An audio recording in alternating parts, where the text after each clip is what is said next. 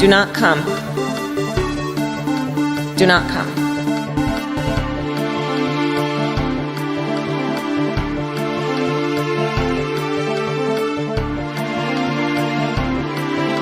They're coming all over the place.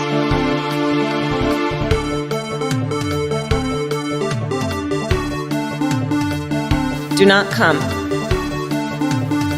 Do not come.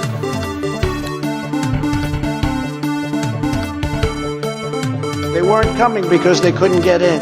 Once they think they can get in, they're coming, and they are coming at levels that you haven't even seen yet.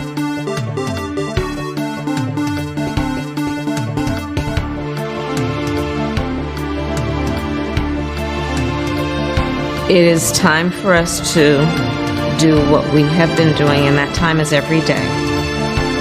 Every day it is time for us to agree.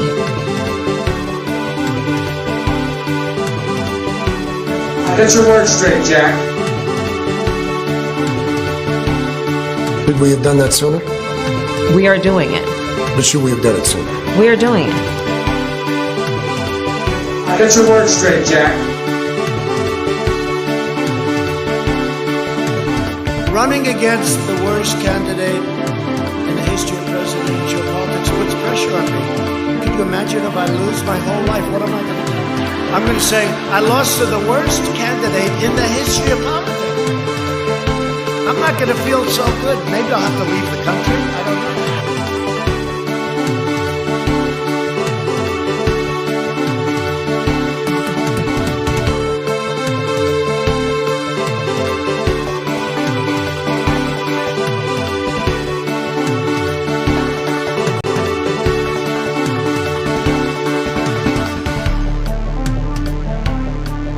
And then they have cans of soup. And they throw the cans of soup. That's better than a brick because you can't throw a brick, it's too heavy. But a can of soup, you can really put some power into that, right? And then when they get caught, they say, no, this is soup from my family. They're so innocent. This is soup from my family.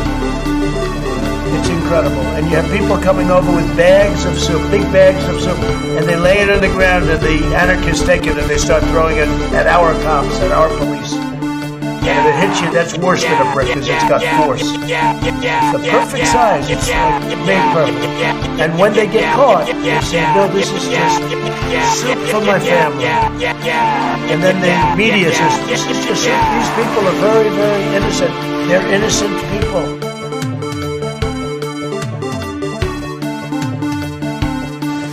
I am not up to the job.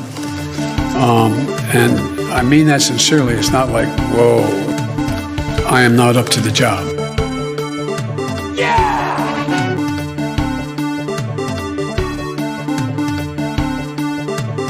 They had a very bad original concept.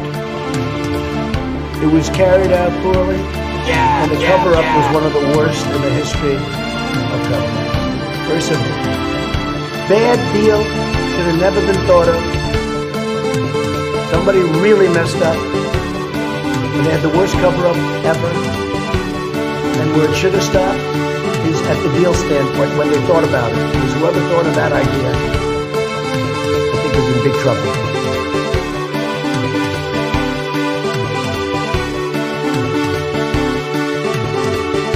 So notice something. I defended him on his bad joke because I have standards and I have principles.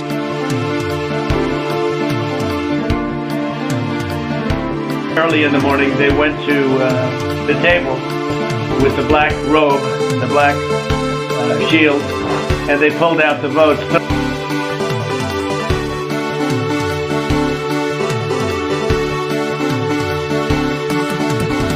Watch Hillary examine the terrain. Watch a campaign with the man Tim Kaine. Tim Kaine in the membrane. Tim Kaine in the brain.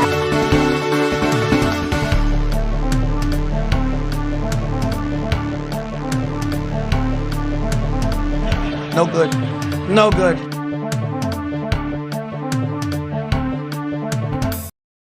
Hello, users! What's up? How's it going? How's it going? got a show going on, doing a program today. I'm doing a show. Oh, fuck. I forgot. I gotta press the transition button. Oh, here we are. Hello, users, and welcome to another episodic installation of the Above It All broadcast. So here I've got, once again, an Alani sparkling water. This is a fizzy flavored water. Whoa! Cotton candy, naturally flavored. Still not sure, about the, cotton candy, being naturally, I'm not, I don't know. All I do know is that it is, in fact, the weekend! Woo! That's all I got. It's gonna go downhill from here, let me tell you. Wow. It is the weekend. How did we get here? How did we arrive at this location in time? Like, everything you've ever done in your life has led to this. And I'm not sure if that's a good thing. But it might be. It's very possible. But, we're all just spinning around. We're all spinning around the fucking goddamn center of the goddamn galaxy. We're all spinning around the goddamn star. We're all spinning around on the fucking, the Earth is spinning for some reason. Who the fuck knows? And y'all are also spinning around every single day of the day. You wake up, you fucking do whatever, and you watch my stupid ass fucking bullshit online. I mean, like, I don't know. Like, this is like, the world is made of just like endless rotations, It's like, I'm gonna be doing this until I'm like fucking 80 years old, 90 years old, 147 years old. Y'all motherfuckers still gonna be gotta go. That's gonna be y'all. Actually, just kidding. By that point, everyone in the chat will be dead. Of course, except for me. I'm living until 147. But anyway, who would have thought 10K would have happened during the weekend? Yeah! I don't know. I think it's the weekend shows. Got to get the proper respect and make them yeah! So maybe. I'm not sure. So yes, I have 10,000 subscribers. And today's show, the goal of today's show is to get back underneath the 10,000 barrier. I'm going to be talking about very controversial things on today's program. So there you go. My goal for today is to get back down to 9,999. And we'll see if I can accomplish that with today's show. But anyway, so I would like to announce, everyone, today is, in fact, the second day of the weekend. Yeah! But also, some could even say it's the first day of the week. Yeah! Woo! So anyway, it's a new week. We got a new week on our hands, a whole new week. It's an entire week. This isn't a short one. All weeks are actually the same. And so I'm excited. We got a whole week. The first week of many of our lives, will be, today, because we're all gonna get together and we're gonna decide, what, this is it. Everything you've ever thought of doing, go ahead and do it. Why not? I mean, it's a new week. So now you got the chance, it's like we're respawning, we're rebirthing, and, now's the chance to, I don't know. Anyway, that's it. That's the end of my motivational speech. People criticize often. They often criticize me for rocking back and forth. I get a lot of criticism. People say it's distracting.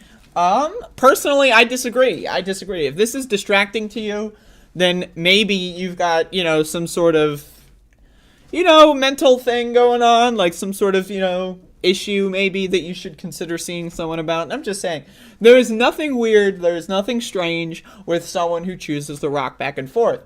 That's fine. I think it's fine. I'm a little dizzy now. But anyway, doing a show here today. Alani sparkling water. This is not paid promotion at all, but it is Alani sparkling water. So yeah! I don't know what to say, but it is not paid promotion. I'm not being paid. In any capacity, though I would like to be, because it's a good product. This is my first time trying Alani. Well, actually, yesterday was my first time. This is day 2 of Alani. Oh, god damn it.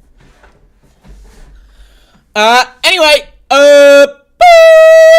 so I got a show here. Something that y'all might not know, if you don't know me. But if you do, you'll probably realize this. I like to make a lot of random noises. I do that very often. Random noises are extremely entertaining to me just to make.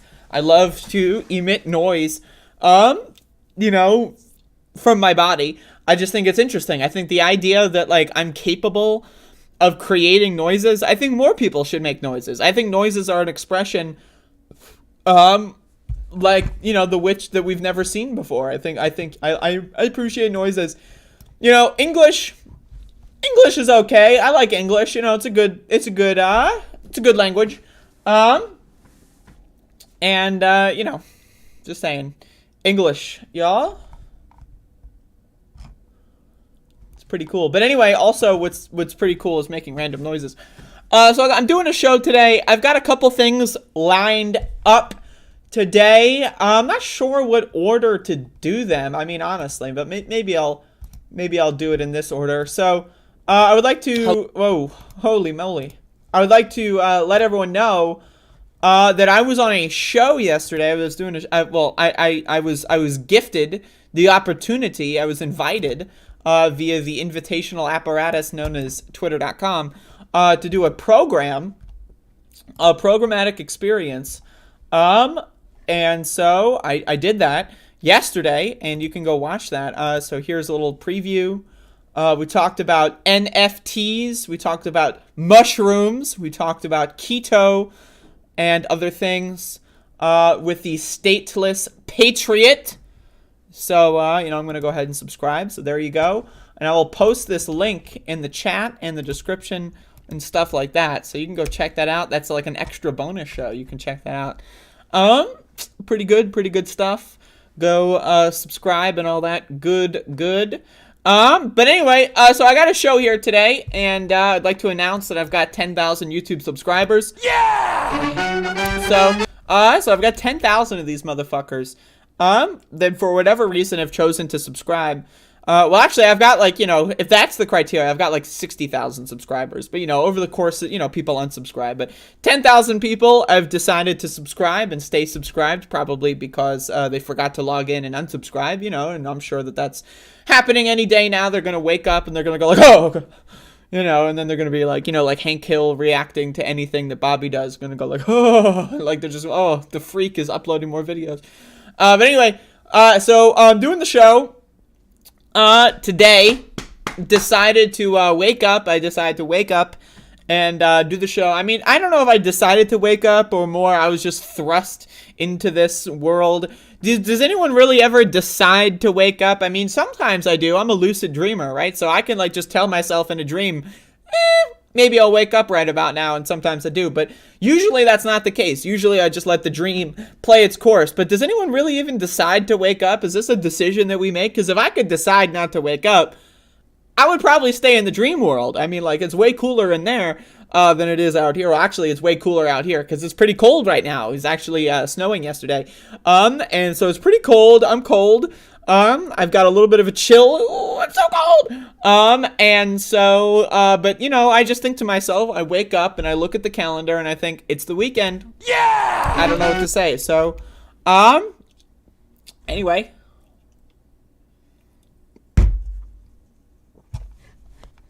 Wow. All right. So today's show is going to be interesting. I'm going to do a video response. At some point, in this video, someone apparently made a video response to something that I was talking about a couple of months ago. No one told me. And so I found that, while looking up the, upload that, from the show I was on yesterday. And I found that someone made a video about me a couple of months ago. And, you know, I'm going to respond to it. So that's going to be, like, the bulk of this show. But also I've got, like, 3 other segments lined up as well. So I'm going to do 2 of them, and then I'll save the best for last. Because, you know, we all love to save the best for last. You know, that's the kind of... This is kind of, you know, you know, the best could be first. You could do it, get it out of the way, and then give everyone an excuse to leave. Or I could save the best for last. and then make everyone stay, or just like come back and like, you know, whatever amount of time and then go like, oh, look at me, I skip ahead, or they're watching the VOD and they just skip ahead, they just press the button, ooh, look at me, and saving the best for last, how about I skip to the end? It's like a movie where the ending plays at the beginning and then you go back in time and it's like, how did we get here? So anyway, that being said, Joe Biden, Joseph Robinette Biden II, the president of these United States, the winner of the 2020 election. Once again, everyone, I would like to remind you all that Donald Trump is the loser of the 2020 election. He lost. That's why Joe Biden is giving this speech that I'm about to play a clip from, and Donald Trump is not, because Donald Trump lost the 2020 election. Joe Biden was the winner and continues to be the winner and is continuing to be the president. But Joe Biden, Joe 2 Biden, reminder, I'd like to remind everyone, there was Joe Biden, then there's Joe Biden 2, the current president, and then there's Joe Biden 3, a.k.a. Beau Biden, a.k.a. that guy's dead. So we got Joe Biden 2, which is the most successful of the Bidens, and he gave a speech here, and this was clipped out. This is making the rounds today, this morning, but apparently the speech was sometime yesterday. But, you know, he's in Europe at the time, right? So, you know, the time zones and all that stuff. So he was giving a speech.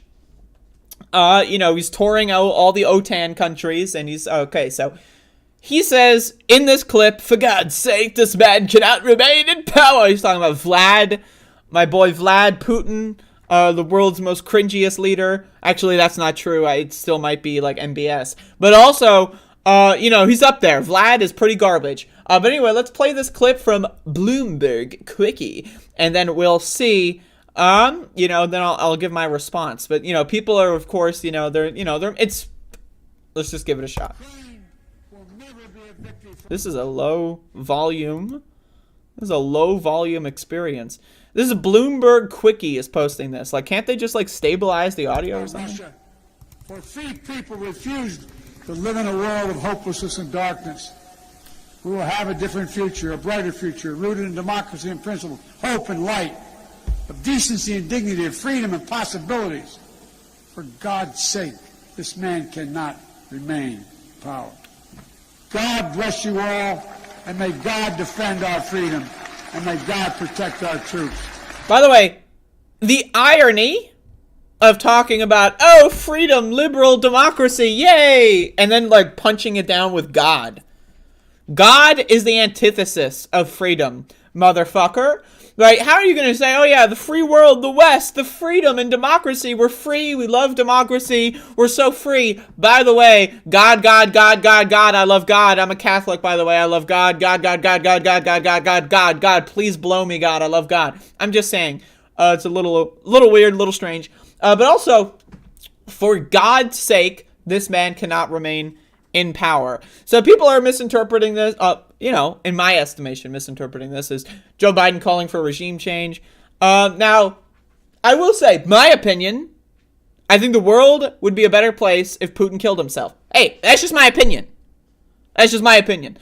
That said, I'm not the United States president, right? So if the United States president is going out there and saying, yo, this guy would probably be better off if he weren't in power, you know, he's speaking on behalf of the country. That's a little, you know, it's a little instigative. It could cause problems. Right now, again, I personally do agree that if Vladimir Putin killed himself, shot himself in the face maybe a couple times, you know, like maybe blew his fucking face off, I think that'd be cool. I think that'd be chill.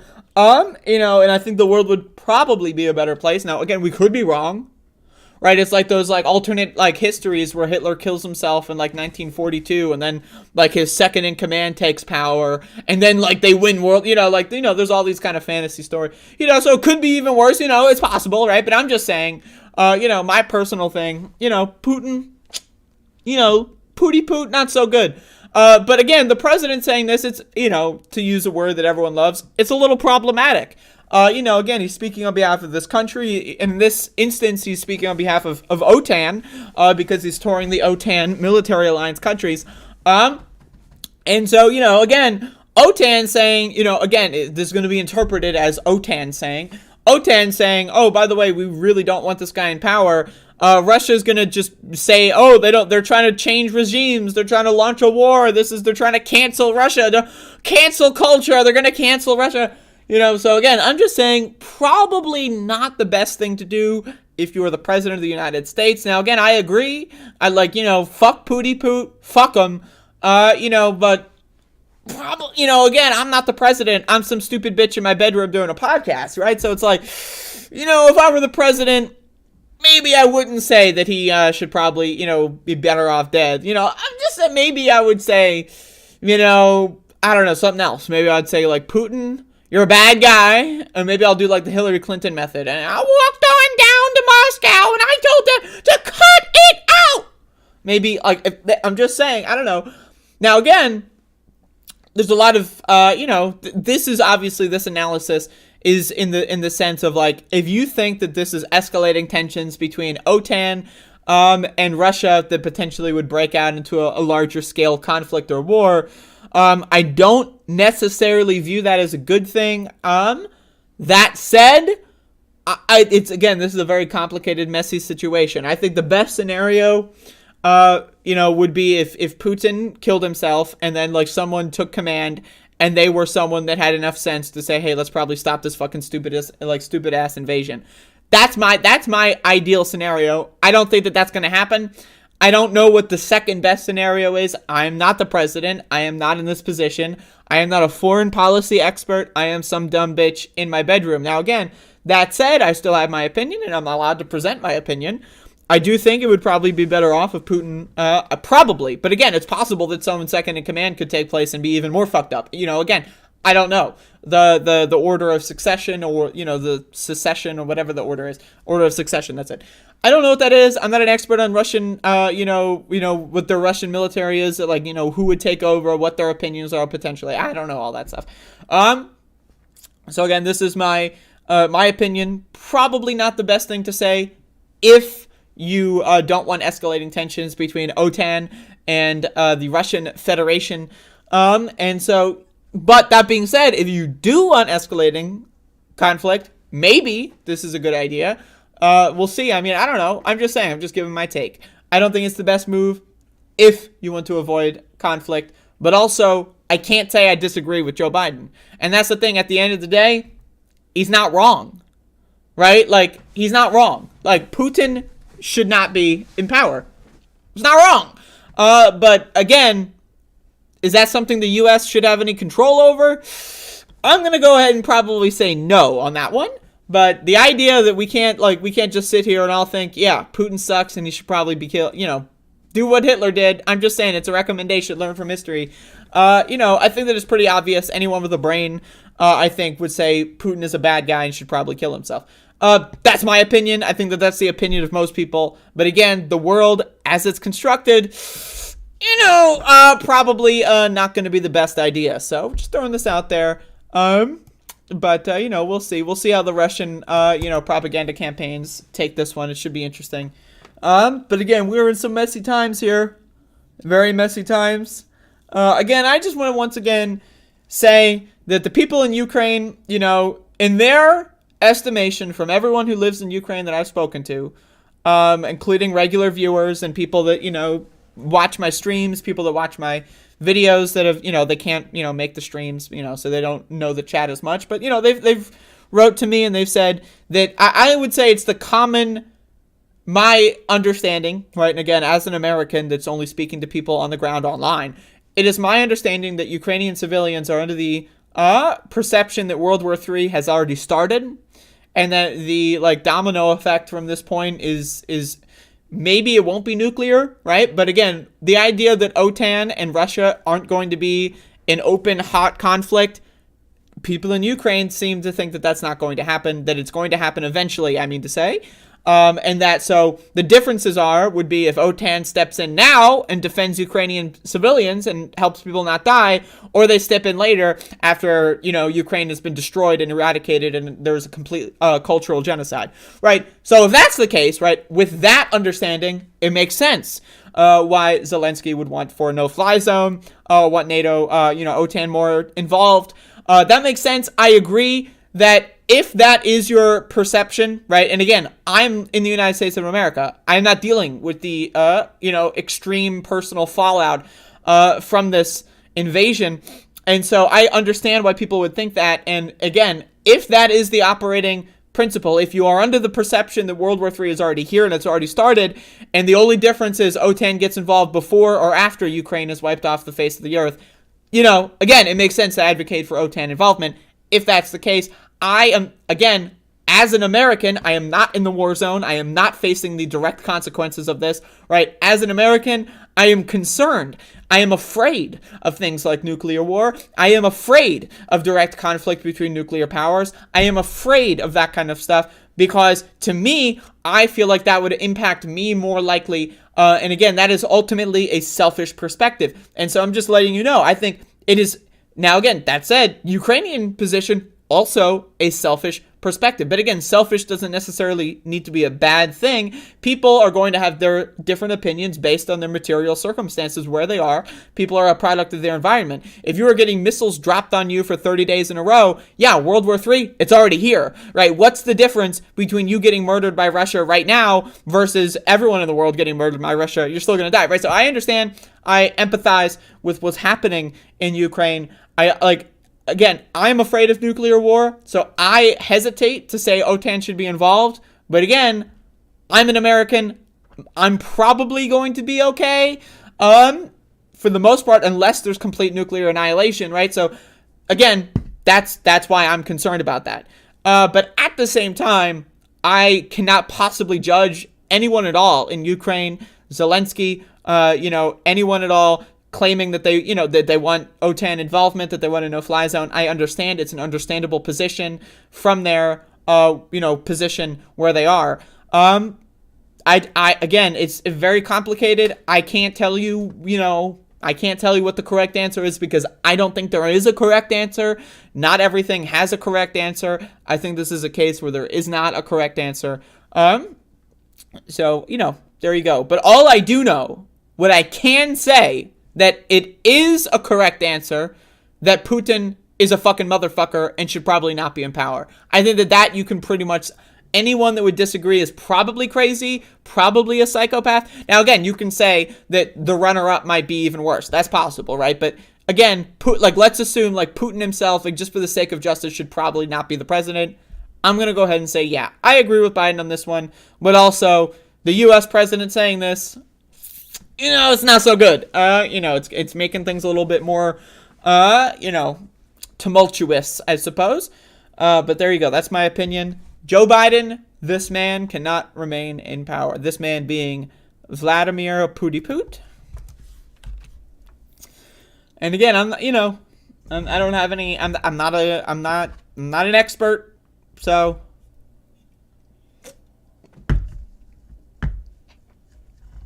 I tend to be more empathetic with what people in Ukraine want than anything else. But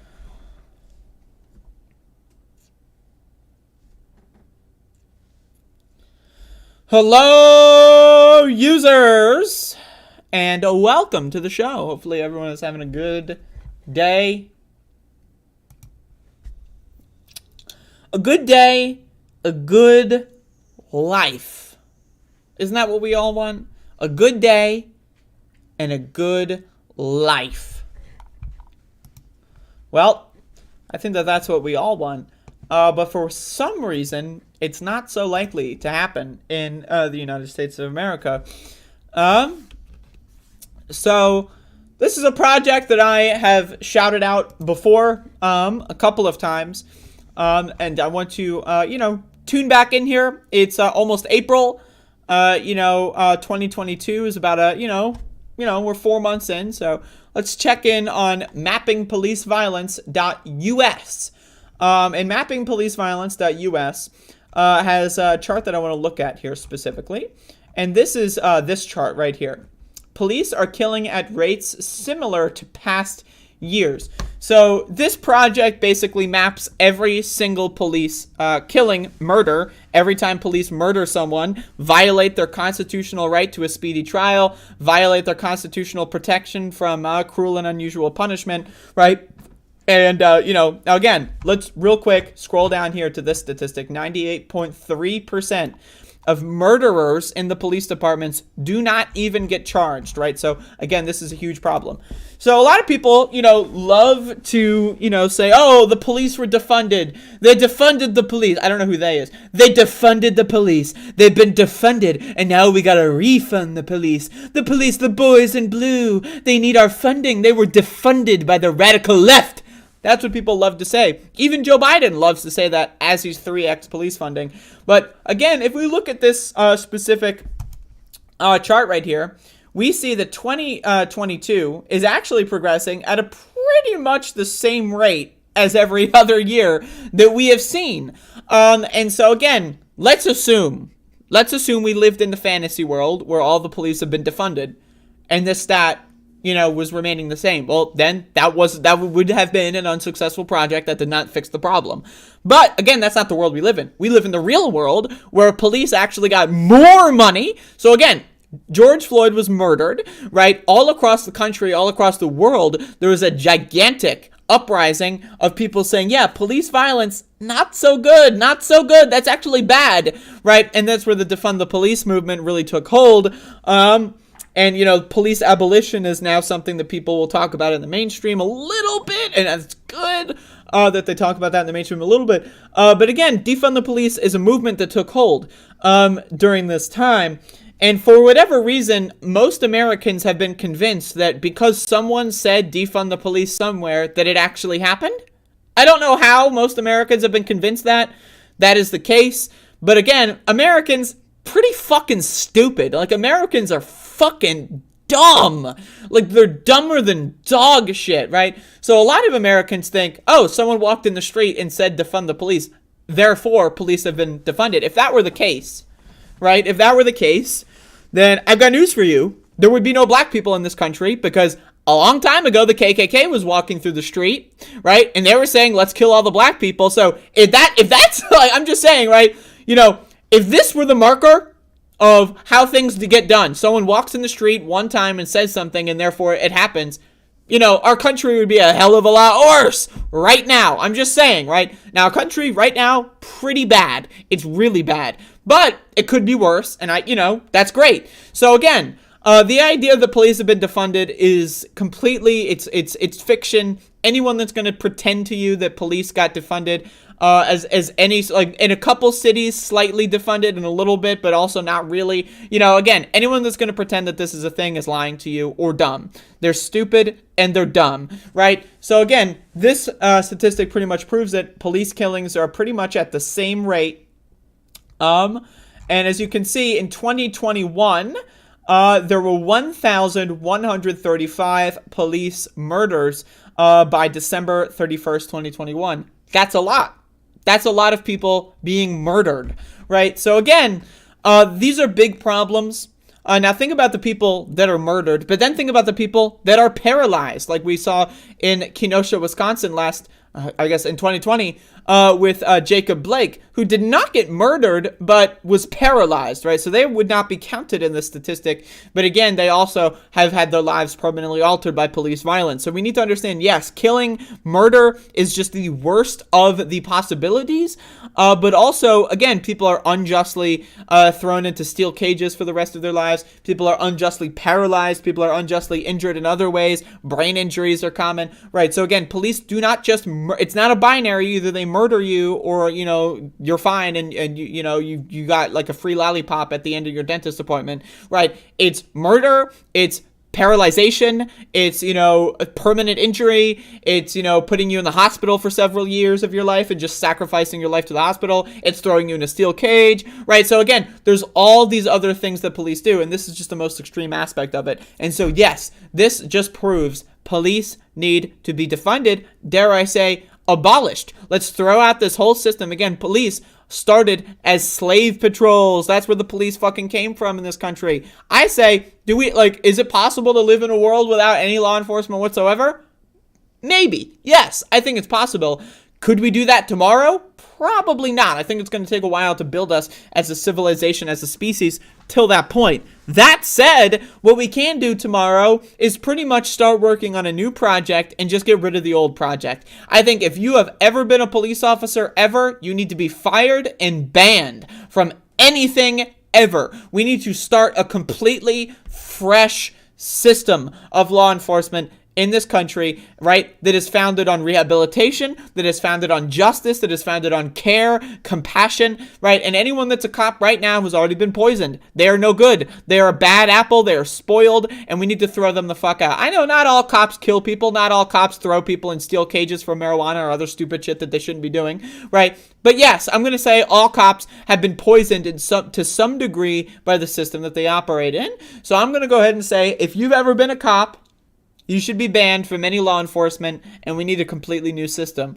So, but is that going to happen? Probably not, right? Like, we live in the real world, let's be honest, right? We're probably still going to be dealing with thousands of deaths per year, thousands of paralyzations, thousands of unnecessary, injuries, thousands of unnecessary, placements into steel cages. We're going to be dealing with this for a while because fascism not only is on the rise in this country, but they won. The fascists won a long time ago. I want people to really, really understand this. This isn't like the rise of fascism. This is the result of fascism, right? We live in an occupied society. Our society has been occupied by terrorists, by thugs. We live in a fascist society. If I can't go outside and smoke weed, there's a problem. I'm just saying, right? If I would have jackbooted thugs like fucking either kill me, murder me, right? Throw me in a box for 60 years for smoking weed. Unless, wait a second, I walk on the other side of the magical line. Again, that's a problem. So we live in an occupied point in time here, and I want people to understand. That again, the fascism is not on the rise. Fascism is the default in this country, and to be honest, in the world, but especially in the United States of America.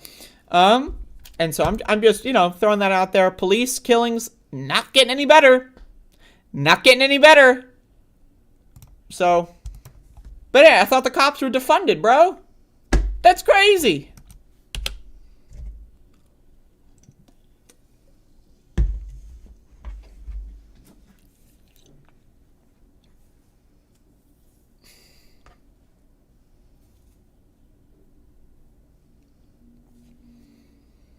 All right, y'all.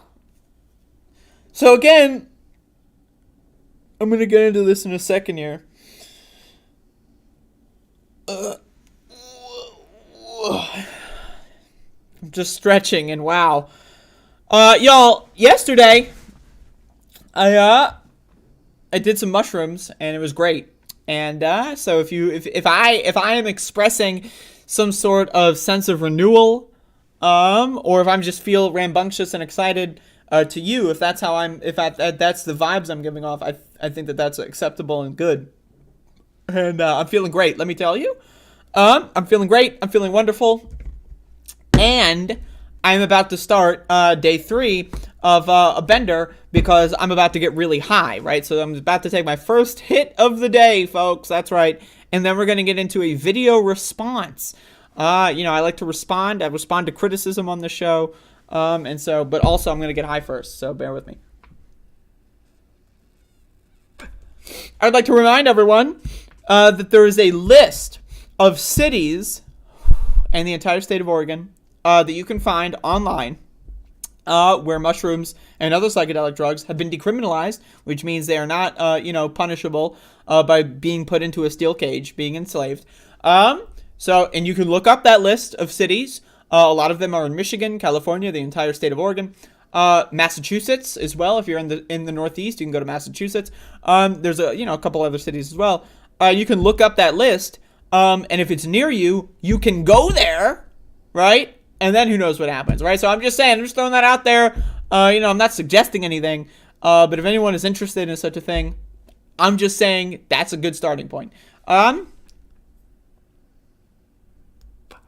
Assuming you're afraid in any capacity of being put in a steel cage, which I think most people should be, because think about this. if you put something in your body that the fascists don't want you to, they will literally enslave you and put you in a box for the rest of your life. Like, how fucking crazy is that shit, man? It's like, look, that's fucking crazy! Like, you're allowed to put, like, fucking sugar in your body, and I'm gonna get into this in a little bit here. You're allowed to put, like, fucking caffeine in your body, goddamn. You're allowed to put alcohol in your body, that's fine. But if you put some shit that grows out of fucking turds in the goddamn fucking, like, you know, whatever, in your body, you're gonna get thrown in a box for 60? That's crazy. That's crazy. You get enslaved by the government if you put the wrong thing in your body. That's insane. That's insane. Like, anyone who ever even thought that that's a good idea is a fucking lunatic. I mean, my God, we should be putting those motherfuckers. If we should be putting anyone in boxes, it's the fucking fascists, let me tell you. Oh my God.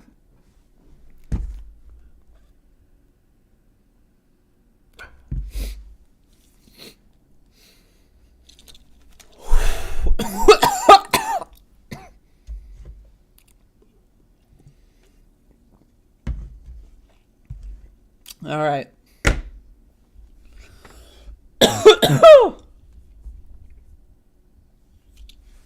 Ooh!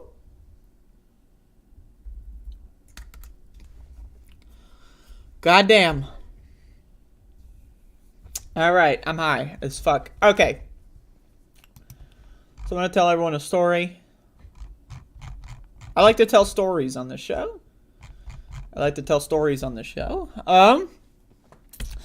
All right, so I would like to tell a story. Now, first of all, I'd like to start this story by saying that I respond to criticism on this show. I try to. I attempt to do so whenever possible, whenever I receive criticism. And so now I recently stumbled upon a video that was criticizing me. I was declared to be wrong in the video title. And but I didn't know this video is a couple of months old. This is from February. I just didn't know that it existed. I was recently on another show, and while I was on the other show, and so I was looking at that upload when that was put up, and then this was in the in the suggestion. I was like, whoa, someone made a video about me, and I didn't even know. And so I want to play that video in full. I want to take the I might speed it up. With the time thing, because that's what I do, because my brain is so big it can handle 2x speed. But I'm gonna compromise. I can handle 20x speed. Let me tell you, I got a super brain, but I can handle putting it on like 1.25 or 1.5 for the viewers. I know not everyone can handle 15,000x speed. But anyway, enough of the jokes. So I'm on this person's channel here, and you can see if you scroll back enough, eventually. Look at me. That's me in the video. Someone made a video about me. This is No Justice MTG made a video about me saying that I'm wrong on the subject of cryptocurrency. I know I'm very controversial. My take is very controversial when it comes to cryptocurrency. But anyway, let's watch this video. And I started watching it a little bit, but then I said, nah, I'm going to do this on stream because, that way it's fun, Anyway, this is from February 2nd. So again, I apologize. If No Justice, wants to, let me know. I mean, just send me a message, whenever, I'm just saying, whenever someone makes a video about me, let me know. I'm interested. The fact that I'm responding to this, I feel like I'm late. I feel like part of me was like, should I even bother? But then the other part was like, yeah, sure, why not? But anyway, so they made a video, saying that I am wrong about cryptocurrency. And, I guess my position will be explained in my original video that they're responding to, so I'm not going to rehash that until we get to that point. But also, now this is an interesting tidbit. Right, now this is an interesting tidbit here. So I scroll down to the comment section. Right, so I scroll down to the comment section. And now, those that watch my stream might see a familiar face. So I scroll down to the comment section, and I see a 1 DB Cooper in the comment section. Now, does anyone remember DB Cooper? This guy's like an alt-right douchebag that would troll the shit out of me. And then, I made fun of him one time, and he just stopped coming back. But apparently, DB Cooper has, my name on some filter. How the fuck did he find this video? How did he find this video? This is, some alt-right Kiwi Farms guy. Okay, how did he find the video? I don't know. But he found it, and he left some, bizarre troll comment here. Now, what's interesting to me is that this was loved. As you can see at the bottom, the streamer, who to my understanding is a left-winger, loved this comment. Now, love is where you click on it and you say like, oh yes, it's your way of interacting without responding with words, you know. Now again, sometimes, you know, I will be honest, I as a streamer will love every comment that I get because I know that some people have email notifications, right? So if I love the thing and they see the email, they might come back and watch the video again. You know, I'm just saying. So sometimes I love comments I don't agree with, so I'm not necessarily trying to weaponize this against No Justice MTG. I just thought it's interesting. So I just thought it's interesting. You know, they obviously don't know who DB Cooper is, right? You know, they don't watch my streams, I imagine. I'm not sure. But I just thought that was interesting. I just thought, you know, that's worth sharing. I think that this is a little funny update. I made fun of this guy, DB Cooper, in my chat. Not to be confused with the real DB Cooper, unless that is the real DB Cooper, because if so, that's crazy. But anyway, I made fun of him. Like, you know, he would come in my chat and attempt to troll me, and I made fun of him once, and then he left forever. So he hasn't been back. But apparently he's still, like, looking up videos about me. I don't know. That's weird. But anyway, so No Justice, you know, again, this is a 30-minute video, so again, God knows how long this video is going to be. God knows this video is probably going to be like 69 minutes. Who the fuck knows? But I am wrong about cryptographic currency, and so I'd like to know why. So I'm going to, you know, again, this is 2 months ago, so, you know, but, you know, again, I didn't know. I had no idea. There's only 70 views. So everyone, if you would like to leave a comment, now again, don't be mean. Don't, you know, obviously, you know, I hope no one would be mean, but I'm just saying, if you want to leave a comment, what your opinion is on their thing or whatever, you know, or say that I responded or, you know, do your whole thing. Anyway, let's go in. So I'm wrong, and I love to know when I'm wrong because I'm always wrong. I'm usually wrong on everything. But anyway, let's watch. No one's criticizing individual crypto people for getting into crypto. The whole point of just a pet peeve. I hate when, like, videos have music in them because it's hard to increase the playback. It's hard because it hurts my ears a little bit, but okay. Criticism is that it's a structural critique of the thing itself. The way in which capitalism is structured, where people are just desperately trying to get out of the fucking 9-to-5 misery grind fest. They're going to be the people who are going to be most susceptible to being pulled in by a crypto scam. If you just hold the bag on the monkey picture receipt, you might end up being able to escape the rat race as well. Well, if you agree. So this is like a trailer. Like, I don't know what's going on here. I don't do this, but this is like a trailer for the video response at the beginning of the video response. I think it's like a way to like entice people to watch more of the thing. I don't know, but it's like, I find it funny that it's a trailer. Like, it's not like a separate video, but it is a trailer for the video at the start of the video that is also uploaded. Like, I can watch the video, but instead I'm starting 30 seconds in, but I'm watching a trailer of what I'm about. I'm just saying it's interesting. It's like a coming up soon. I don't know. It's like, I don't know. It's an interesting technique, but, you know, I don't do that. But anyway. With the criticisms, then all you're doing is a two-quote fallacy. It's like, well, if you hate crypto, why don't you hate fast food? I'm just like, whatever. Okay, so oftentimes when I talk about cryptocurrency, I do talk about fast food because, again, in my opinion, when you're making an argument about things on a moral basis, right, I think it's important to bring up other things that are interesting to talk about morality, right? So again, if you think it is morally reprehensible, and let me know if the video is loud enough, by the way, if you think it's morally reprehensible to be involved in cryptocurrency and you don't think it's morally reprehensible that fast food exists, I think that is a weird position, and I think you're wrong and stupid. That's my opinion. That's my opinion. I like, personally, if we're going to be attacking people on their morals, right? It might, like, cryptocurrency is near the bottom of the list. I'm just saying, like, I don't give a fuck what, like, kind of money you have. I don't care, like, what kind of, like, ways you make money. Like, unless you're, like, making money, like, you know, by killing people, like being a police officer, right?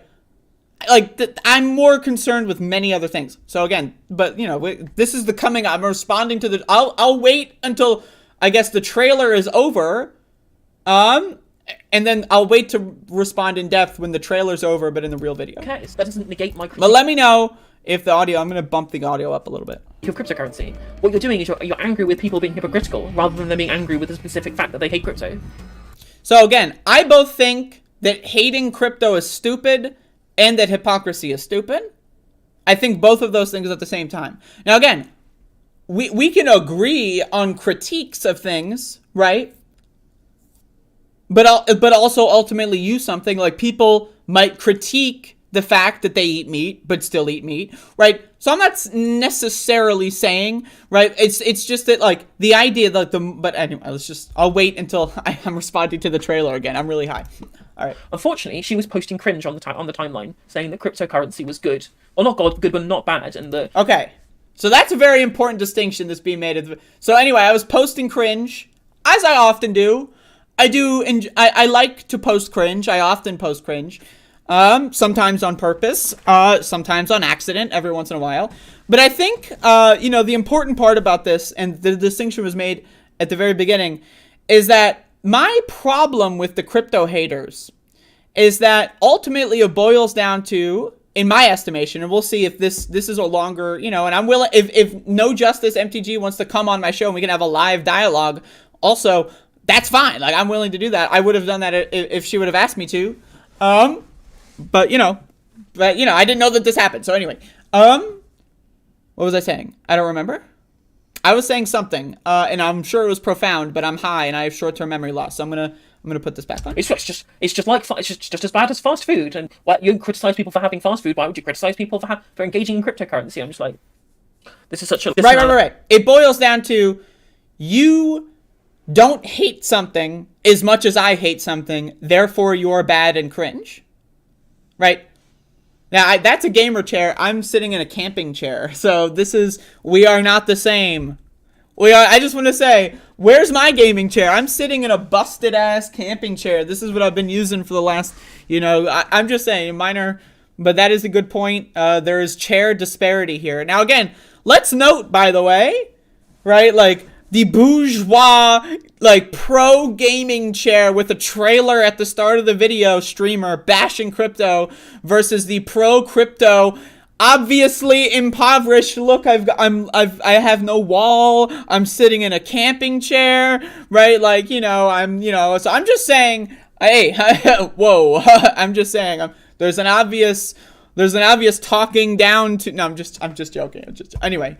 I think it's weird to get mad at people, that don't hate something as much as you do.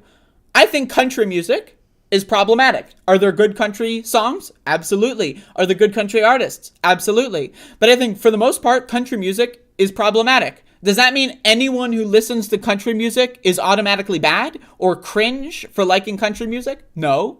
I'm just saying, like, that's an example, that's an analogy, but also let's go on. Like this comparison. I'm just going to lose my mind. But she's done a video. She may have elucidated further on her takes. We're going to respond to the video.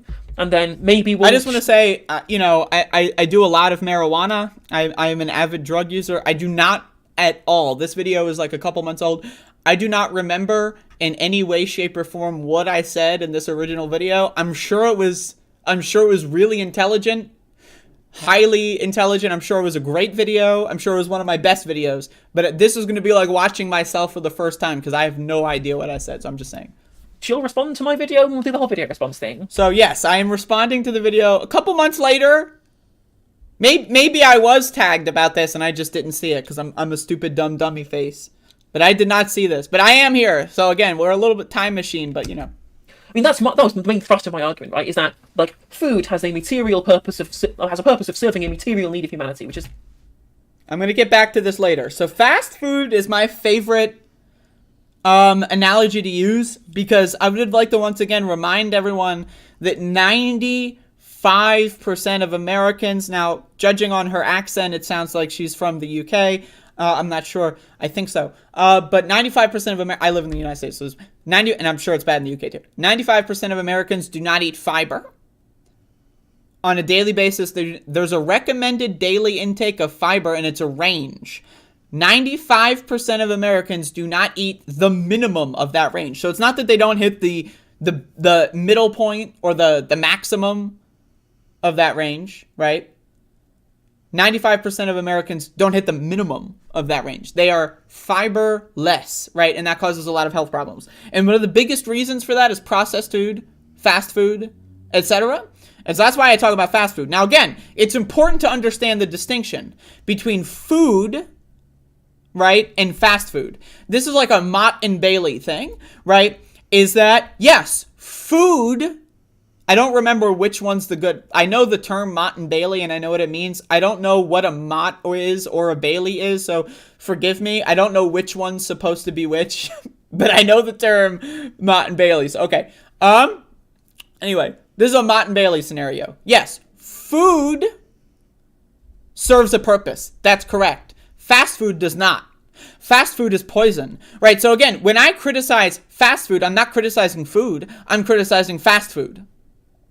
It's like, okay, yes, if you are deprived of any and all oxygen, would consuming car exhaust that has leaded gasoline in it be better than not consuming that and not consuming anything? Yes, because there's at least some oxygen in there, right? I'm just saying, like, you'll live a little bit longer, right? Again, I need to be very clear. It's a Mott and Bailey, right? I criticize fast food. Now they're bringing up regular food in the purpose that regular food has.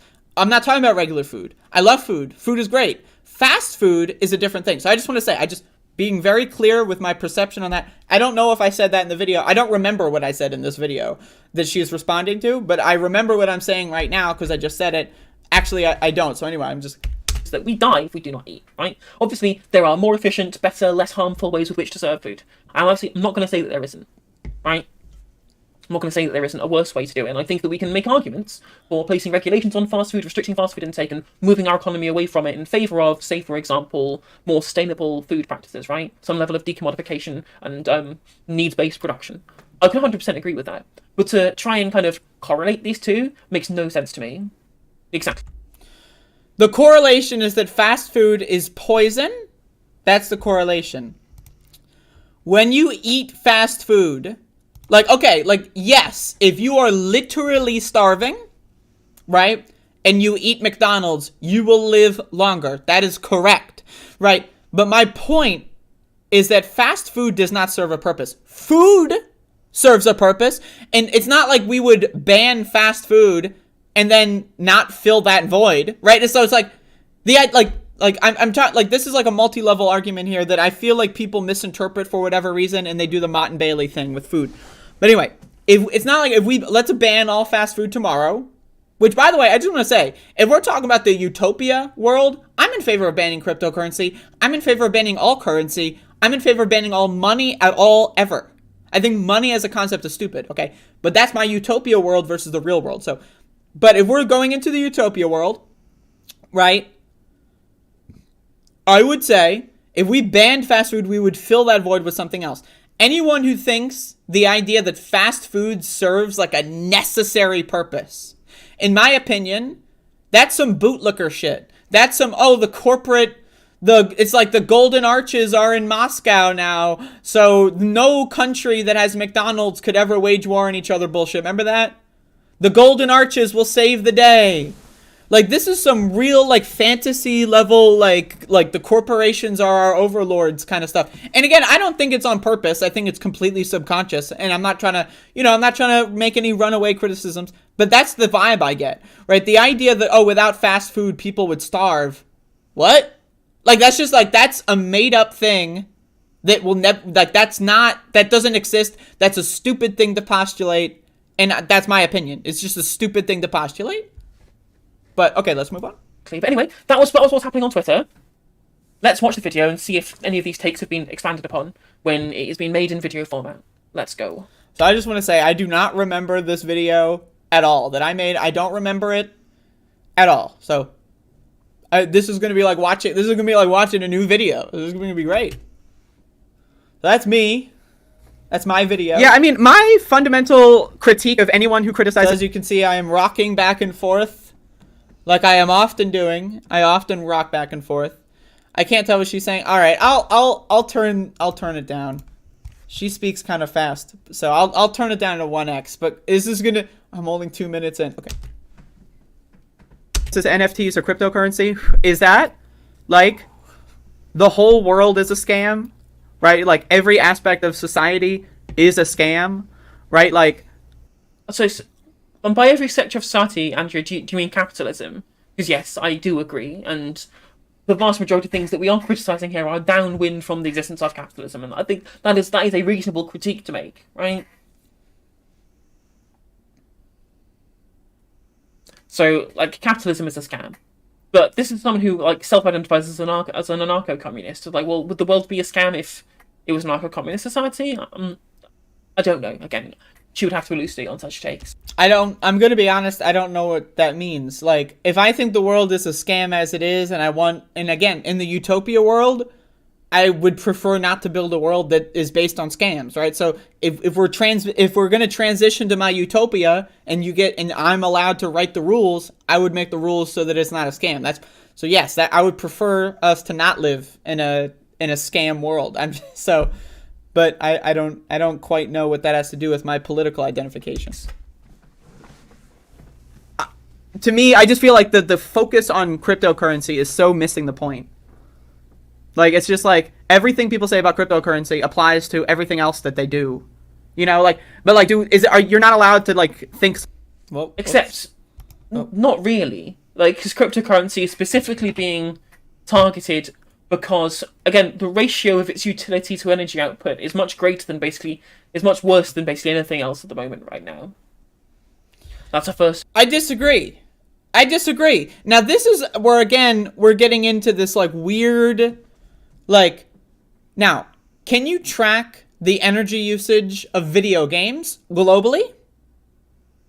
Is that as easy to do as tracking all the blockchains or just tracking Bitcoin, which a lot of these things just track Bitcoin? And, can you track all the empty office buildings that were like just idling in the pandemic, climate-controlled office buildings with no one there? Can you track a lot of things in our society? Can we track, like, you know, traffic lights? Why do we even have traffic lights? Why do we have cars? Why is our society built around cars? Energy consumption, CO2 output of cars, globally, significant. Like, all these things, in my opinion, are significantly worse than cryptocurrency by banning fast food. This is why I'm talking about fast food. Fast food is one of the biggest groups of like the biggest industries that props up factory farming in the meat industry. Right? The meat industry, if you were to get rid of like livestock and all the factory farming and all that shit all across the planet, the CO2 levels would drop so dramatically.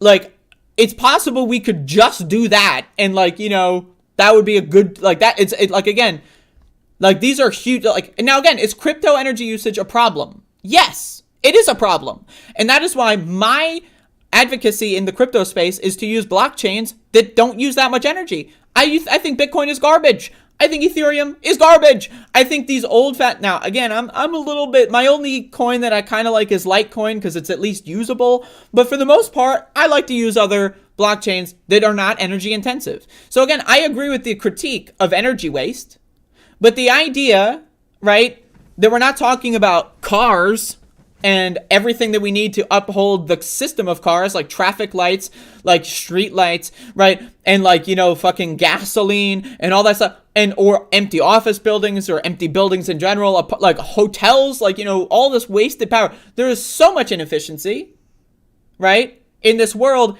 I think the focus on cryptocurrency is just silly. And again, I agree with a lot of the critiques, but there's also this moral grandstanding that is so, like, the idea that if you use cryptocurrency that you're evil, right, or that you're bad. Because just by saying cryptocurrency is not evil, I get people, like, again, making 30-minute videos about me how I'm wrong, right?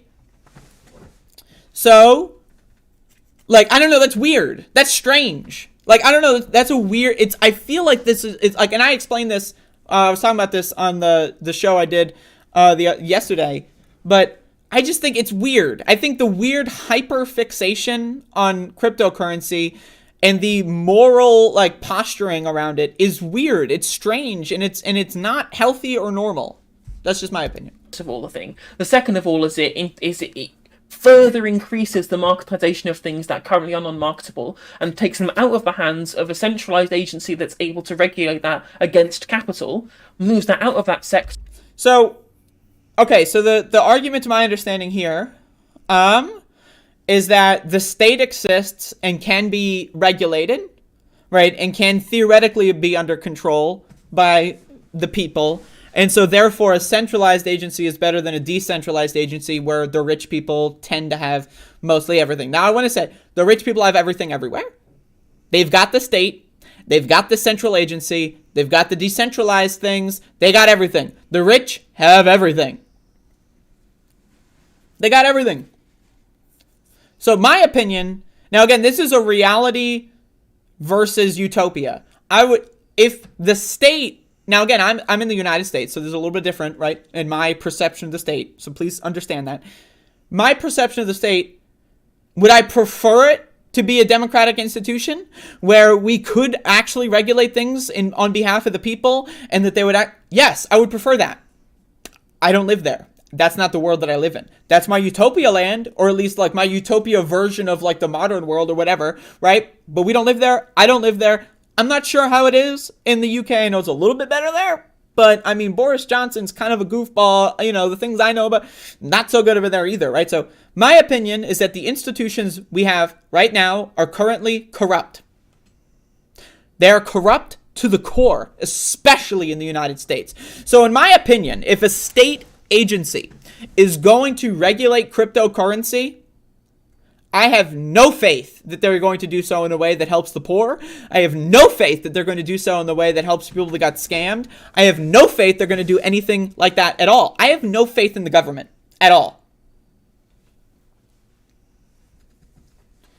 And that's a reality. Now, I would prefer to have faith in the government. I just don't. That's my opinion. So I want to be very clear. That's my opinion. And on that specific subject, and that paints a lot of my perspective on cryptocurrency. To be honest, I am pro money laundering. I am pro tax evasion, as long as you're not a rich person. Now, again, if a poor person, which poor people typically pay higher tax rates than rich people, if a poor person can somehow find a way to avoid paying those taxes like rich people do, that's a good thing. I don't think that it's some moral duty to pay taxes in a game that is rigged against me. I don't at all.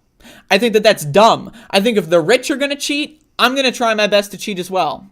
So I just want to point that out. That's my opinion on that.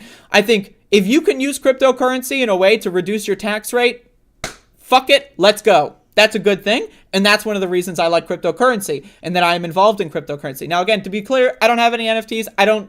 I think most NFT projects are garbage, but cryptocurrency, one of the reasons why I got into it in the first place is because I genuinely think if I can avoid paying taxes, and I'm not saying that I do avoid paying taxes. I'm not trying to say that. I haven't found all the loopholes yet because I don't have the massive sums of capital to get to that point. But if I could, hey, I'm just saying that would be cool. So I just want to say, that's the thing.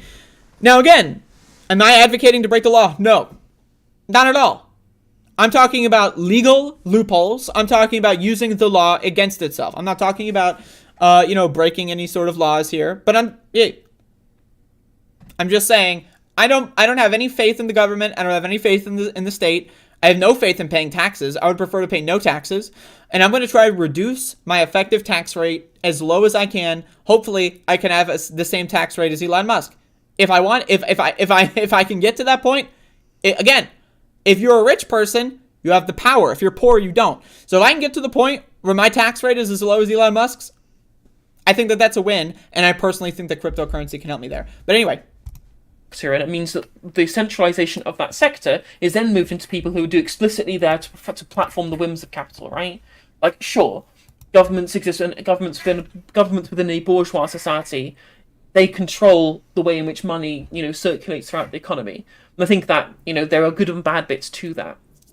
And that one of the criticisms of bourgeois democracy from a Marxist perspective is that because the bourgeois hold so much power in society, governments will innately want to do that.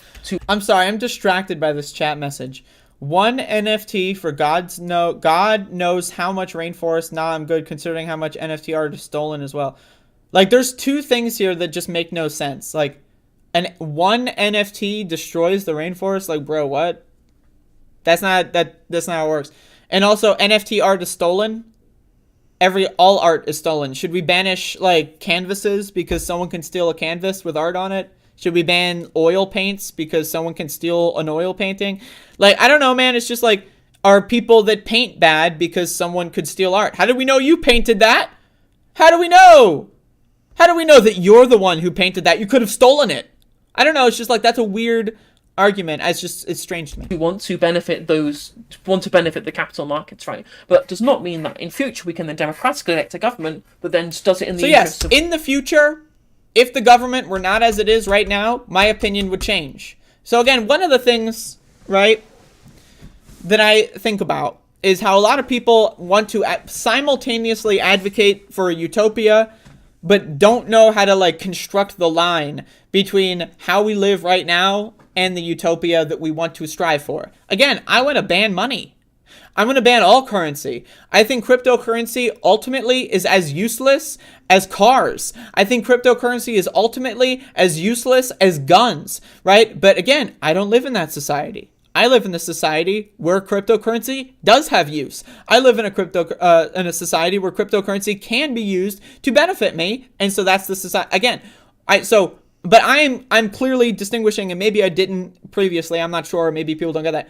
But I think people really don't know how to distinguish between advocating for something in the moment and advocating for some abstract utopian theoretical point of view. Yes, I agree. Let's abolish capitalism. Let's abolish money. Let's abolish cryptocurrency. Let's abolish things like fast food cars, empty office buildings. Let's abolish a lot of other things, right? Guns, right? Get rid of them. We don't need them.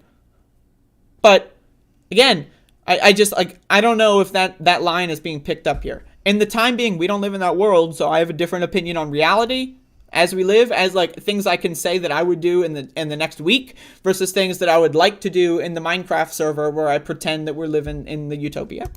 Workers at the end point, and I think that's from a socialist perspective. That was where I believe that, you know, the centralization under a government has more like net utility than centralization under capital powers, because then it is by definition, it's by default gonna only be there to... I don't know quite what the capital powers means, and again, I'm a little high, so I'm sorry if I'm not, you know, but I'm open to talking to No Justice MTG.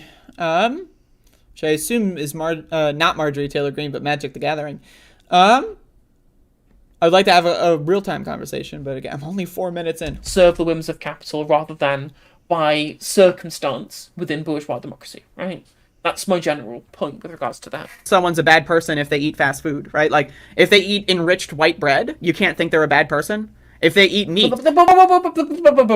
No one's criticizing individual crypto people for getting into crypto. That's not true. I mean, I'm just saying that's not true. I mean, let's look at this video as one example. Now, again, I am criticized for being an individual being... Like, this video's existence is criticizing an individual who is involved in cryptocurrency for not hating cryptocurrency as much as everyone else. I just want to say, I don't know. Like, that's what this entire video's existence is.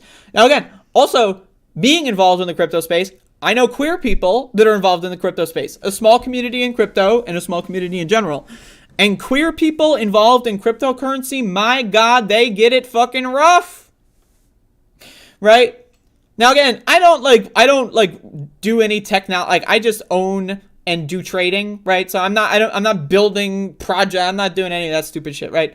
I'm not saying it's stupid, but there are a lot of people who are queer that do. And whenever they post on Twitter, right, they get all the neo-Nazis that hate them because they're queer. They get all the right-wing libertarians in crypto that think they're stupid because they're queer. And then they get these so-called lefties that go on moral crusades against them. I don't know, man. Maybe you're not seeing it because you just don't see these people. But I know a lot of people involved in the cryptocurrency space, right, that have nothing but support everywhere else but the left. Like their post will be retweeted by some like left-wing like YouTuber, right? And all of a sudden they've got 3,000 comments saying you're destroying the environment, you're evil. Meanwhile, their NFT project is like built on Solana or something, which is not climate destroying. It's like as bad as like, I don't know, like a video game server or something, right? It's not that bad at all, right? So you got thousands of people just not knowing what the fuck they're talking about and like harassing the fuck out of people to the point where people are deleting their accounts. People are like, like quitting Twitter and like, this is a problem. Right now, again, if you don't know about that, that's fine. But yes, people have been for the last like year or so harassing literally everyone who's involved with NFTs even like queer people involved with NFTs, even NFT projects that don't do things on Ethereum, which is the main criticism because people learn about NFTs and they think all of them are built on Ethereum because they're stupid. So I just want to say, yes, that happens. So to say that that doesn't happen is just wrong.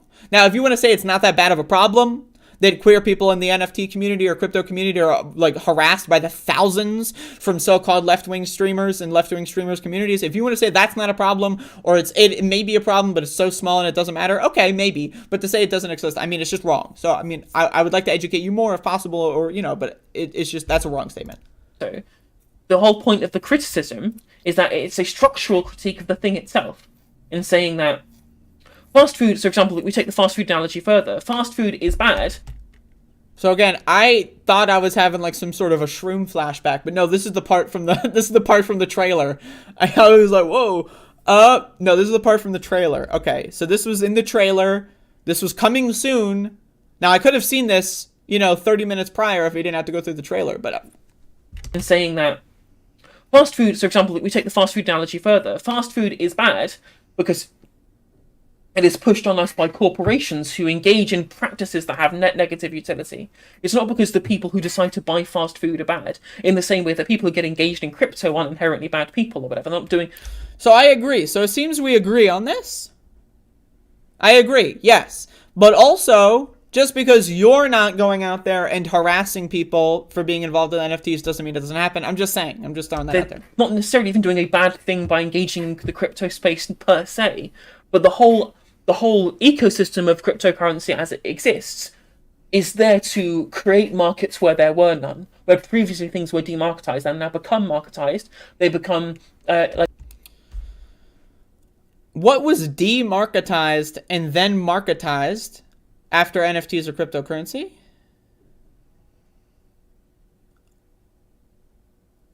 Like, I'm just saying, what is that? Like, art didn't have a market? What? What is it? Art doesn't have a market?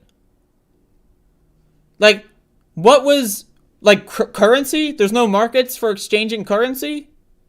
Like, what didn't have a market, and now cryptocurrency exists, and now these things have markets? Did video games not have markets before cryptocurrency? Like, I don't know, man. Like, I don't know. Like an indelible ink on the blockchain that can't be removed, whilst also putting the power of that into unscrupulous organizations that hold no public accountability. You're not allowed to think that they're a bad person, right? But if someone likes crypto, you're allowed to realign. As I've told you countless times, you're too online. You bring up hate from Twitter here. No one critiques crypto from these points of view. I disagree that is irrelevant. I think people being harassed by legions of thousands of people is a problem. When it comes to neo-Nazis, now I'm not saying lefties are like neo-Nazis, right? But when it comes to neo-Nazis harassing trans people online, I think that that's a problem. I deal with that every day, right?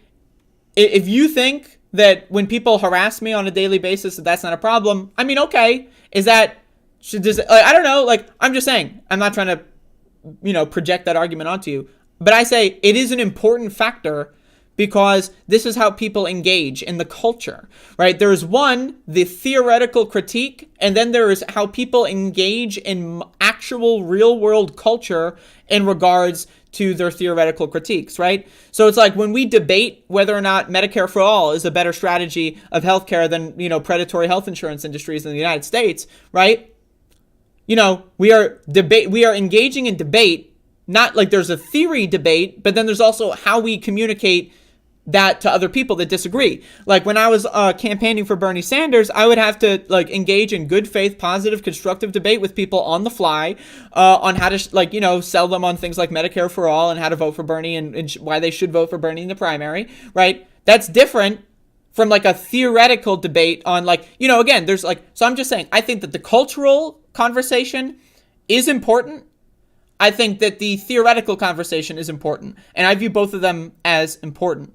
Right, so again, if we want to talk just purely theoretical, okay, but also we need to understand the tweet that this is originally referencing is regarding the cultural conversation, right? So this video, they like at the beginning, she says, oh, she posted cringe on Twitter.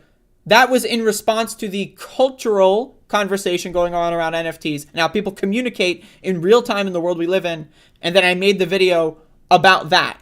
And so that's what she is responding to, right? So I just want to say, that's why I think it's important. You're telling me that lefties are attacking LGBTQ people and crypto NFT for the same reasons. No, not for the same reasons. I'm saying that when thousands of people are harassing someone for any reason, I want to know why. And if it's thousands of people harassing someone because they were the Secretary of State, and were responsible for millions of people dying, I'm in, right? If it's people saying that you're evil because you're destroying the environment, I'm out. I'm just saying, because that argument, you can make that argument against anyone. You can make that argument against Twitter, anyone that uses Twitter. You can make that argument against anyone that's ever driven a car. You can make that argument against anyone. If you have ever if you've exhaled, you're producing CO2, right? So again, no, are they the same things? No, I'm just saying that harassment does happen, and that I want to know why harassment happens, and I want to judge it on a case-by-case basis. If someone is like a fucking rapist, and they're saying, rapist lives matter, and they're getting harassed by people, not necessarily that problematic. I don't, okay, go for it. If someone is a mass murderer and if they're a politician that supports bad, policies like, genocide or gas chambers, right? I'd say probably harassment in that case is warranted. But people really, again, in the cultural battlefield of ideas, right? People I get it. I don't even do NFT projects, and I get hundreds of people I've gotten call me a stupid bitch, call me and I'm just saying, is it an outlier? Maybe it's possible. But I think they're a bad person. To me, no one's like Andrea. That's such a straw man of the vast majority of leftist positions that critique crypto. I disagree. I mean, you can look at the chat here, right? And there's some really cringe comments. You look at the comment section. Right? And there's she is loving a comment from an alt-right troll who's trashing my IQ or whatever and saying I'm a high school dropout, which is true, by the way. So I'm just saying, the idea that nobody is doing that's just wrong. But again, streamers, there's the streamers and how streamers communicate, right? That is a class of people. Let's look at this. I've got 40 viewers right now. This video has 72 views. I don't know how many viewers she has on average, right? But this video has 72 views. Viewers see streamers interact, and then the viewers will interact with each other sometimes, right? And then sometimes the way that people interact matters, in my opinion. I don't want people in my stream to go around harassing people for things that I deem as silly, right? So but there are people that watch other streamers that will come into my chat, call me a douchebag, or, go on my Twitter page and harass me, and I'm just saying, I think that matters. I think that the way people engage on a cultural level, just regular people, I think that matters. I view myself as not just a streamer, but I view myself as a participant in cultural conversations. I'm not just talking about theory. I'm not just talking about theoretical this and that, because ultimately I agree, let's ban currency. But again, I do think it matters, and I think the idea, if you paint all NFT projects as scams, and anyone who ever uses them as a scammer, and they're all destroying the environment, then your viewers might think, oh, these people are bad. They're just as bad as people that don't like Medicare for all, even though that actually kills people, or people that support war that actually kills people, right? Again, so if you just spam negative content all the time about certain things, viewers might get the perception that these are bad people, and that leads to a lot of bad things. I'm just saying. I'm just throwing that out there. And that's my critique, because I'm on the receiving end of that a lot. So I'm just saying. That's not the critique we're making. We think that the whole blockchain thing is bad. Overall, the collective action. So first of all, there's a difference between blockchain and cryptocurrency. Blockchain is just technology that is just based on cryptography. I don't know, what argument is there against blockchains? I don't really think there's a good one. Because you're not talking about blockchain, you're talking about cryptocurrency and markets. You're talking about the capitalization of cryptocurrency and how that functions. You're not talking about blockchain. None of this critique has anything to do with blockchain. So the idea that she's mentioning blockchain when she's not going to critique blockchain, I think that's weird. I think that's weird.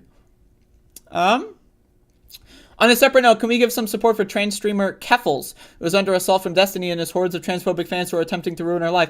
I saw a little bit of that yesterday. Now, again, I was very much so on a lot of mushrooms yesterday, so I did not, I was not plugged in, but I did see a little bit of that like last night and this morning. And that's exactly what I'm kind of talking about. Like, Destiny will do all of his coverage about how, oh, I support trans people, but these guys are a little crazy. And then, like, every day it's these guys, these are the bad transes, and that group grows and grows and grows.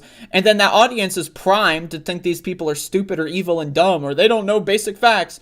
And then they act on that impulse. So, and that's horrible. I think Destiny's a terrible motherfucker. He's garbage.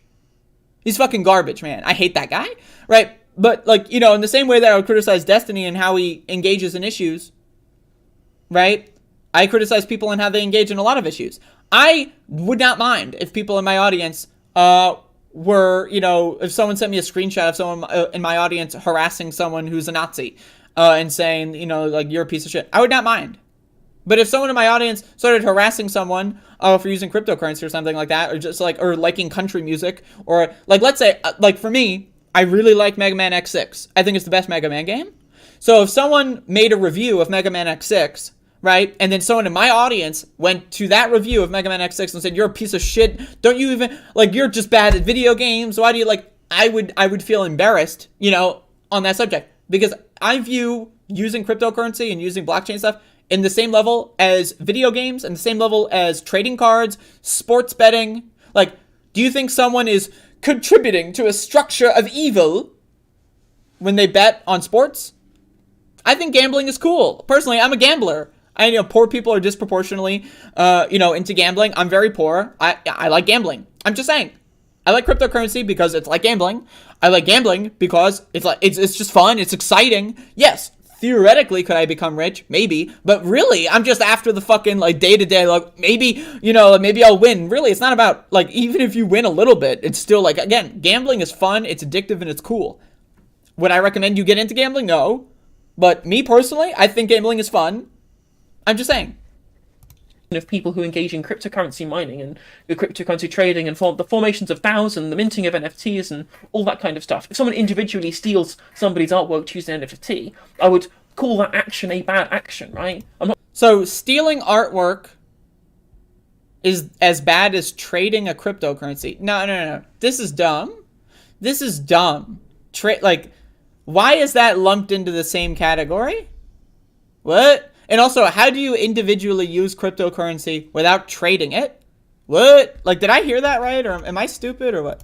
Trading and the formations of collective action of people who engage in cryptocurrency mining and cryptocurrency trading and the formations of DAOs and the minting of NFTs and all that kind of stuff. If someone minting an NFT, that's not a collective. Individuals mint NFTs. So how does a collective action? That's like a collective action of people taking showers in their own bathrooms. Like, I don't know. That's a weird argument, man. I don't know. That's a bad argument. Actually steals somebody's artwork to use an NFT. Trading on a market is not as bad as stealing. Like, I don't know why that's in the same category. Call that action a bad action, right? I'm not trying to morally impugn the actors in the system. I'm trying to critique the system as a whole. It's just weird. It's strange. Okay. And it's also like, you know, you can't, like, yes, there's a lot of scams in crypto. There's a lot of scams. There's a lot of scammers, right? We live in like a dystopian hellscape, like late stage capitalism. There's a lot of fucking scammers everywhere. Like, there's people selling literally like. Then stop giving them an easier. Then stop giving them a much easier way with which to scam people. Email. Do you know how many fucking boomers in my goddamn family have called me in the middle of the goddamn night because they clicked on a fucking phishing link in email? Does that mean anyone that uses email is bad because you might get scammed? I don't know, man. Does that mean using email is bad? Well, not anyone on an individual moral level is bad, but anyone that using email is a bad action because some people will get scammed. See, this is my problem, right? Now, you can accuse me of whataboutism. Oh, email has a function. NFTs have a function. Cryptocurrency has a function. Just because you don't like it doesn't mean it doesn't have a function. That's one of my problems too. Video games don't have a function. Oh, it's entertaining. So are cryptocurrencies. So are NFTs. I find gambling entertaining. That's one of the main reasons I like cryptocurrency. If you don't find it entertaining, that's fine. That's fine if you don't find it entertaining. That's cool. I don't find again, I don't find modern video games with the ultra 8K super duper HD resolution, real life graphics, VR 2420 69. I don't find that entertaining. Does that mean I want to buy or ban or think that it's a bad action to play games on the highest settings? Because imagine the amount of fucking CO2 output from playing like Crysis 3 or 4 or 5 or 10, whatever what you want on the maximum Uber settings, right? You could play on the lower settings. It's still a fun game. Why do you choose? I'm just saying, people have different ways of viewing things as entertaining, and the idea that I don't know, man. I just disagree. I ultimately disagree that cryptocurrency is some unique evil. It's not. Like email. I have had my fucking grandparents, my parents call me in the middle of the night. I clicked on a link. Now I can't access my account. What do I do? So using email is bad now. Which has no oversight from the authorities. I understand you. I don't, first of all, authorities, I don't respect authority. I don't trust authority. I don't care about authority. And also to say that there are no oversights, there is no oversight in NFTs or cryptocurrency is just wrong. There's a lot of oversight. Now, could it be better? Yes. And I advocate for the improvement. I advocate for the improvement in the direction that I want, right? Of going after rich people, mostly, right? Right. But again, I don't like the idea that, the state doesn't have access. Okay, that's good. That's a feature to me, right? Like, to me, that's a feature. The state can't, seize assets. You're selling me on cryptocurrency if that's how you're describing it. Against authority because you're not a communist, right? But at least you can understand. Okay, yes, she understands. I am against authority, that's true. I understand you against authority because you're not a communist, right? But at least you can understand the utility of having a central organization which is democratically representative that is there to be able to protect people from these scams. Yes. Absolutely. I would advocate for that in the near term if that were more achievable than my utopian society. Absolutely. But we don't live there right now. And so again, I'd like the theoretical argument, okay, but that's different from the right now argument. Which the cryptocurrency blockchain literally cannot do. It's essentially a bunch of rogue capitalist... First of all, blockchain absolutely can be democratically controlled. Oh, the rich. Yes, the rich are the problem. You can construct the blockchain. First of all, you can just make a new blockchain whenever you want. It's not like, the blockchain is controlled by make a new blockchain. It's not that. Let's imagine a scenario where we make a blockchain, and let's say every single citizen in the country gets one point in the blockchain, right? And they use that to vote, let's say they have it's tied to their ID or whatever, and they use it to vote on things, right? And then we can have the data automatically register in such a way, and everyone in the country could vote all at the same time, and I'm just saying that would be, and it's good because then it's you can't really cheat when it comes to voting. I'm just saying blockchain for voting, you can use it. Right, I'm just saying blockchain is not cryptocurrency. They're not the same thing. Blockchain is utilized in cryptocurrency, but it is an entirely separate, they're not inextricably linked. Blockchain is technological structure of data. It's technology. Cryptocurrency is the interface for some of that technology with other things like markets and how people interface with that technology. You can use the technology for that. Computers were first, in a lot of ways, the internet was designed for war.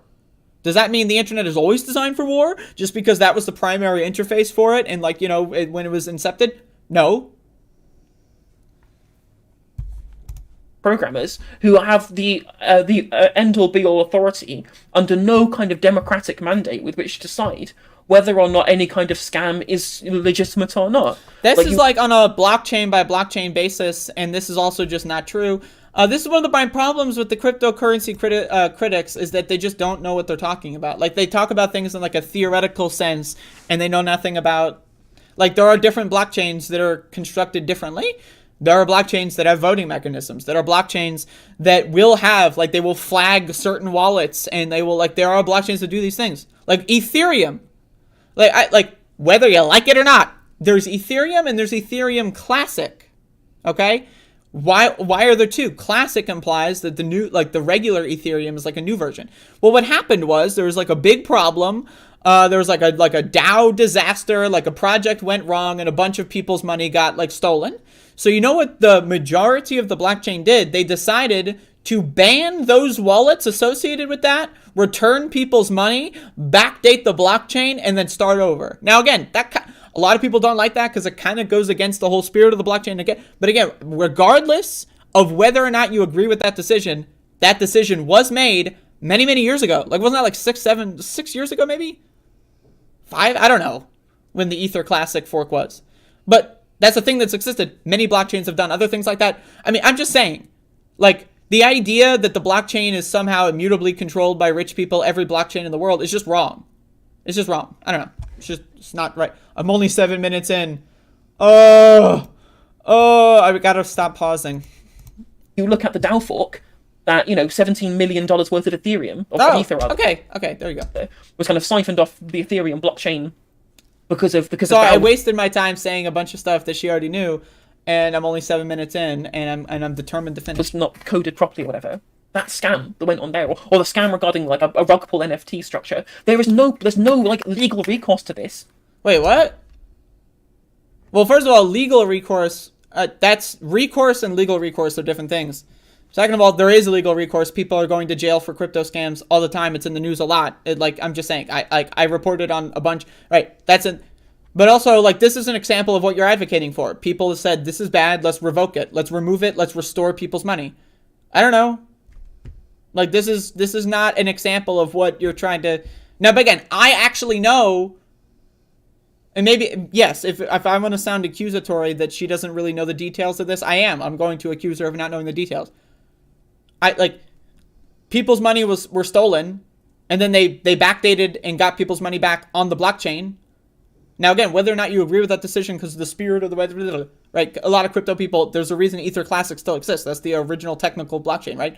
But that kind of... I don't know, man. That's a weird thing. Because it's done on the blockchain, and because there can't be any oversight because of the way the system is set up from its own. But there can be oversight. I'm just saying, their oversight does exist. It's like oversight rather does exist. And yes, rich people control the oversight, but that's only with those specific. You can make other blockchains. You can copy and paste the data for the blockchain at any time and make a new one. And you can only give people like the node running software that you like. Blockchain is blockchain and cryptocurrency are not the same thing. I don't know why this is even... Base premises. That's why we're critiquing it.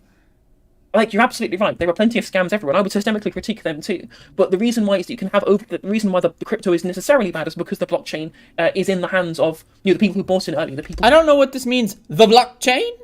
That's... A lot of people, like, again, they just don't... They don't... I am plagued by actually knowing what blockchains are. The blockchain... There's not the blockchain. That's like saying, oh, the traffic light. The window. But there's like 8 windows. There's like, 17 trillion traffic. Oh, just go to the car. What car? I don't know. Like, there are multiple blockchains. There's not the blockchain. I don't know. It's just... Who have the capital invested in those blockchains to begin with. The programmers who do the coding, etc., etc. Again, you can copy... Like, one of the things about blockchain technology that I like is that a lot of it is open source, right? You can copy and paste the code and make your own blockchain whenever you want. I'm just saying, like, you can use blockchain technology for good things, and that's possible. And yes, you can. I agree with the criticism of big. I don't use Bitcoin. I don't use Ethereum because I think that their structures are bad. I think that the people who own the share of the coins are bad. I think the energy consumption is bad. So I agree. But I'm just saying I'm wrong. So I gotta respond. They're literally selling fake masks made out of printer paper, and then you open the box, and it's like it's not an N95 mask, it's a goddamn fucking piece of printer paper, right? There's scams everywhere. There's phishing scams in your email. There's scams fucking everywhere. So I don't know, this idea of trying to pretend that crypto is a scam, but fast food is not a scam, or coffee. But again, fast food, it serves your material needs of. I would personally say entertainment is a material need. I think video games are cool. Movies are cool. I mean, hey, if you want to spend all day just eating and breathing and drinking and being under a hut, I mean, that's cool. But I think entertainment is material. I think that is a thing, right? That is valuable. And I think, again, they see value in cryptocurrency, and it's entertaining to them. They enjoy getting involved with it. They enjoy coding on the blockchain. They enjoy collecting their coins. Whether or not you agree with it, I don't like Magic the Gathering. Does that mean I think that Magic the Gathering is a scam because the secondary market, is massively inflated by rich people hoarding old school booster boxes and big, like cards and stuff, and then that's why the Black Lotus is worth like $100,000 because it's like rich people basically putting all their money in that and then hoarding their money there and then kind of like pumping and dumping, and then Wizards kind of secretly like giving their lists of what they're going to reprint out to certain people so that they can like maybe sell off their what's going to be reprinted and then lose their value. And that, yeah, does that mean Magic the Gathering is a scam? No, because some people find it. I'm just saying like if you find it, entertainment is a value. It is a material need. But then again, there's the Mott and Bailey here of fast food versus food. Like, fast food does not serve a material need other than entertainment, in my opinion. It's on the same level as cryptocurrency. It's on the same level as movies or video games. It does not serve a need other than entertainment. Unless you are claiming that the corporate overlords of McDonald's are going to Yemen to give everyone Big Macs. If you want to link me to that story, I'd love to see it.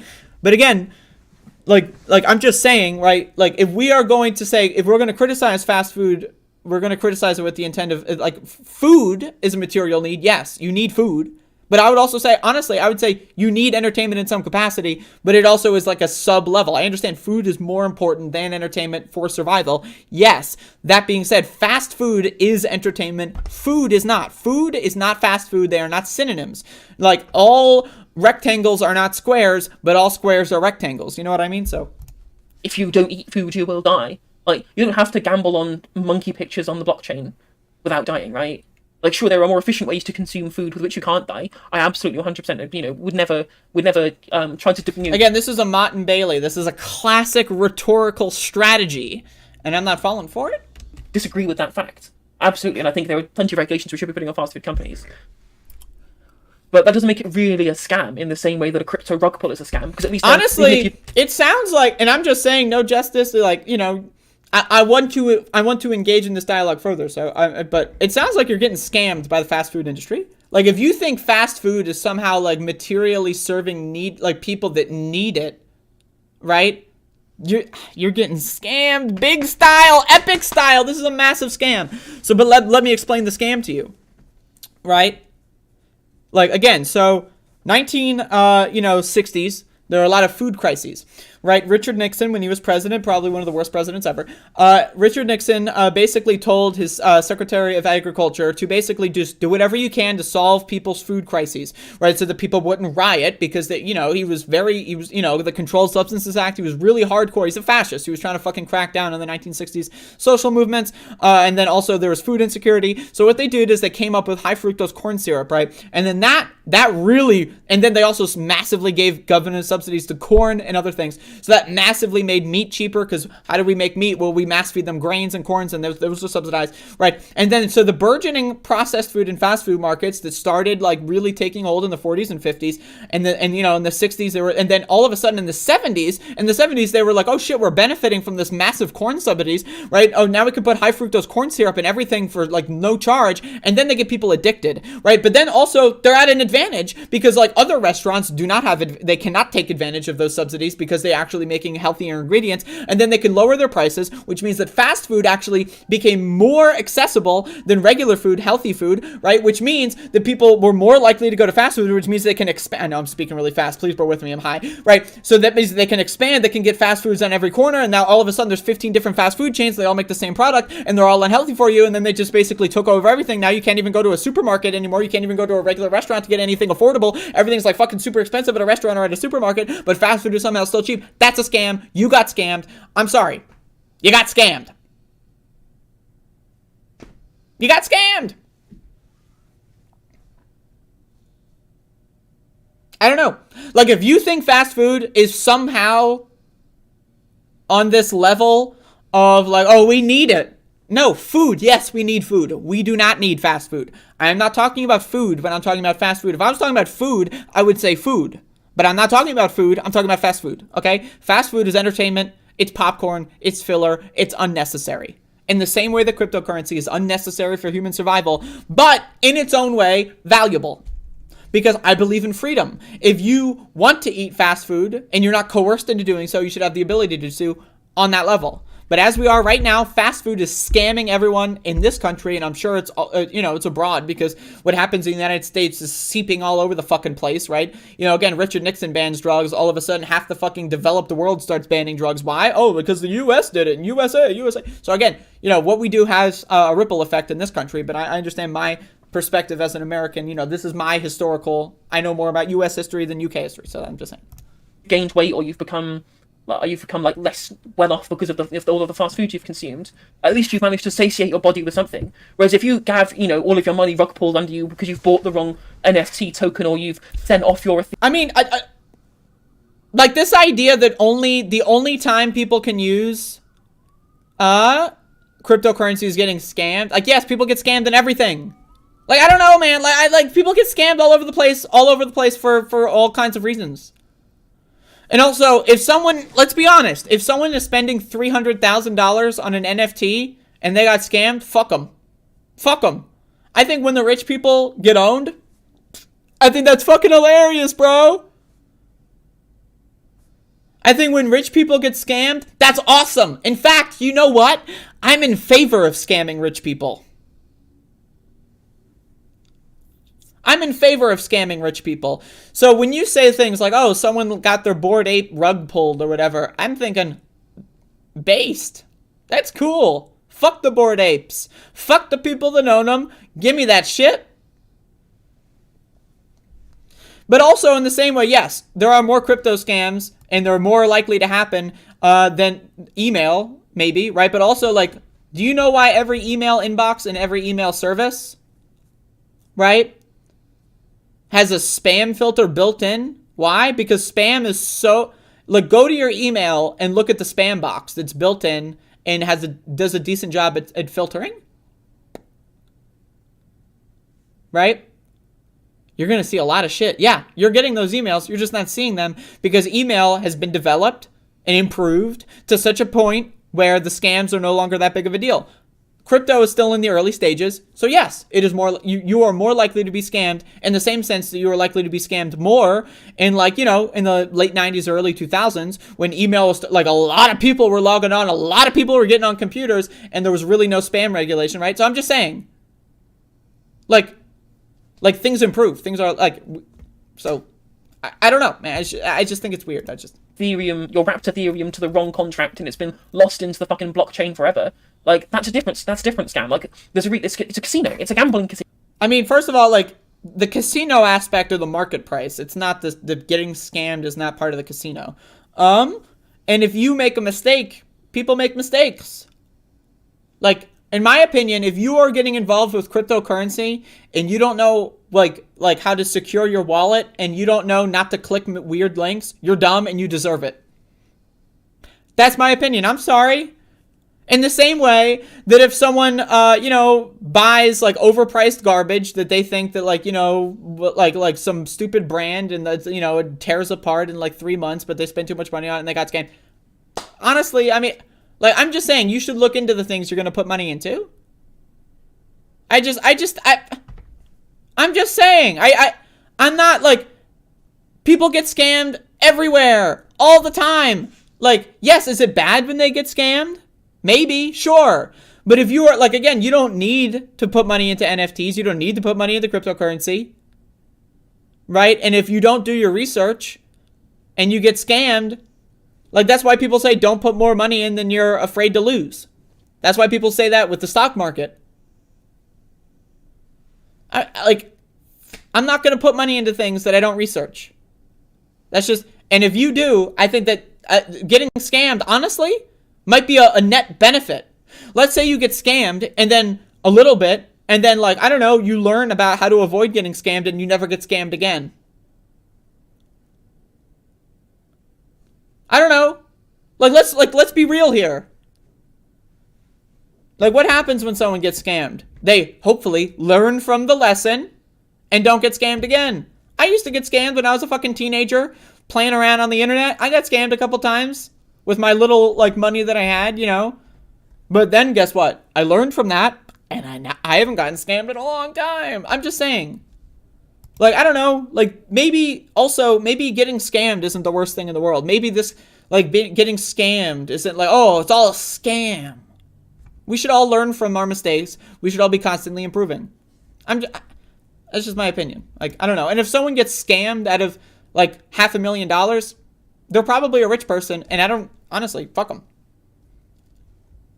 Casino, based on, like, code, right? That's all really the cryptocurrency blockchain is. It's just, you know, a code casino.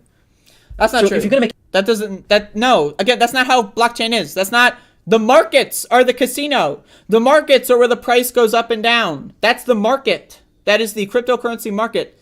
The blockchain, there is no casino in the blockchain. That doesn't make any sense. How does that make any sense? What part of the blockchain is a casino? If you type in the wrong number, that's not a casino. You made a mistake. That's human error. That's not a casino. A casino is gambling. A casino is you don't know the outcome. If I try to open up my phone and I put the wrong pin in, is that, oh, the phone's a casino? I gambled and I lost and my phone won't open. My phone's got, like, you know, if you put in the wrong password 5 times, let's say I'm really high and I put it in 4 times and wrong, and I'm on the 5th attempt or whatever. Right? Is that a casino? No, it's human error. And yes, sometimes people make mistakes, right? And that's, you know, and that you, but to say it's a casino is just wrong. That's just wrong. That's factually incorrect. I'm sorry. I'm just saying. Any comparison. And I'm really sorry that I'm making this so long, and I am really high, and I have a problem with talking too much. So to make it to the gambling industry, which also fucking sucks, and should be would make the exact same critique that I would blockchain, except blockchain is even worse because it's not billed as some kind of game or just some kind of, you know, illusory pastime, which you know. But it is. And also, I don't. Like, are we criticizing, like, how people advertise things? Because because I'm involved in the cryptocurrency space and I know what things mean, I'm not hyper fixating on what, like, some stupid libertarian is saying or what Elon Musk is saying. Maybe. I don't know. But, like, also, every time I've ever read anything about cryptocurrency that's trying to sell it, I mean, like, as, like, something to get interested in, is like, yes, it is, like, people get interested in the same way that, like, yes, I also buy and sell stocks.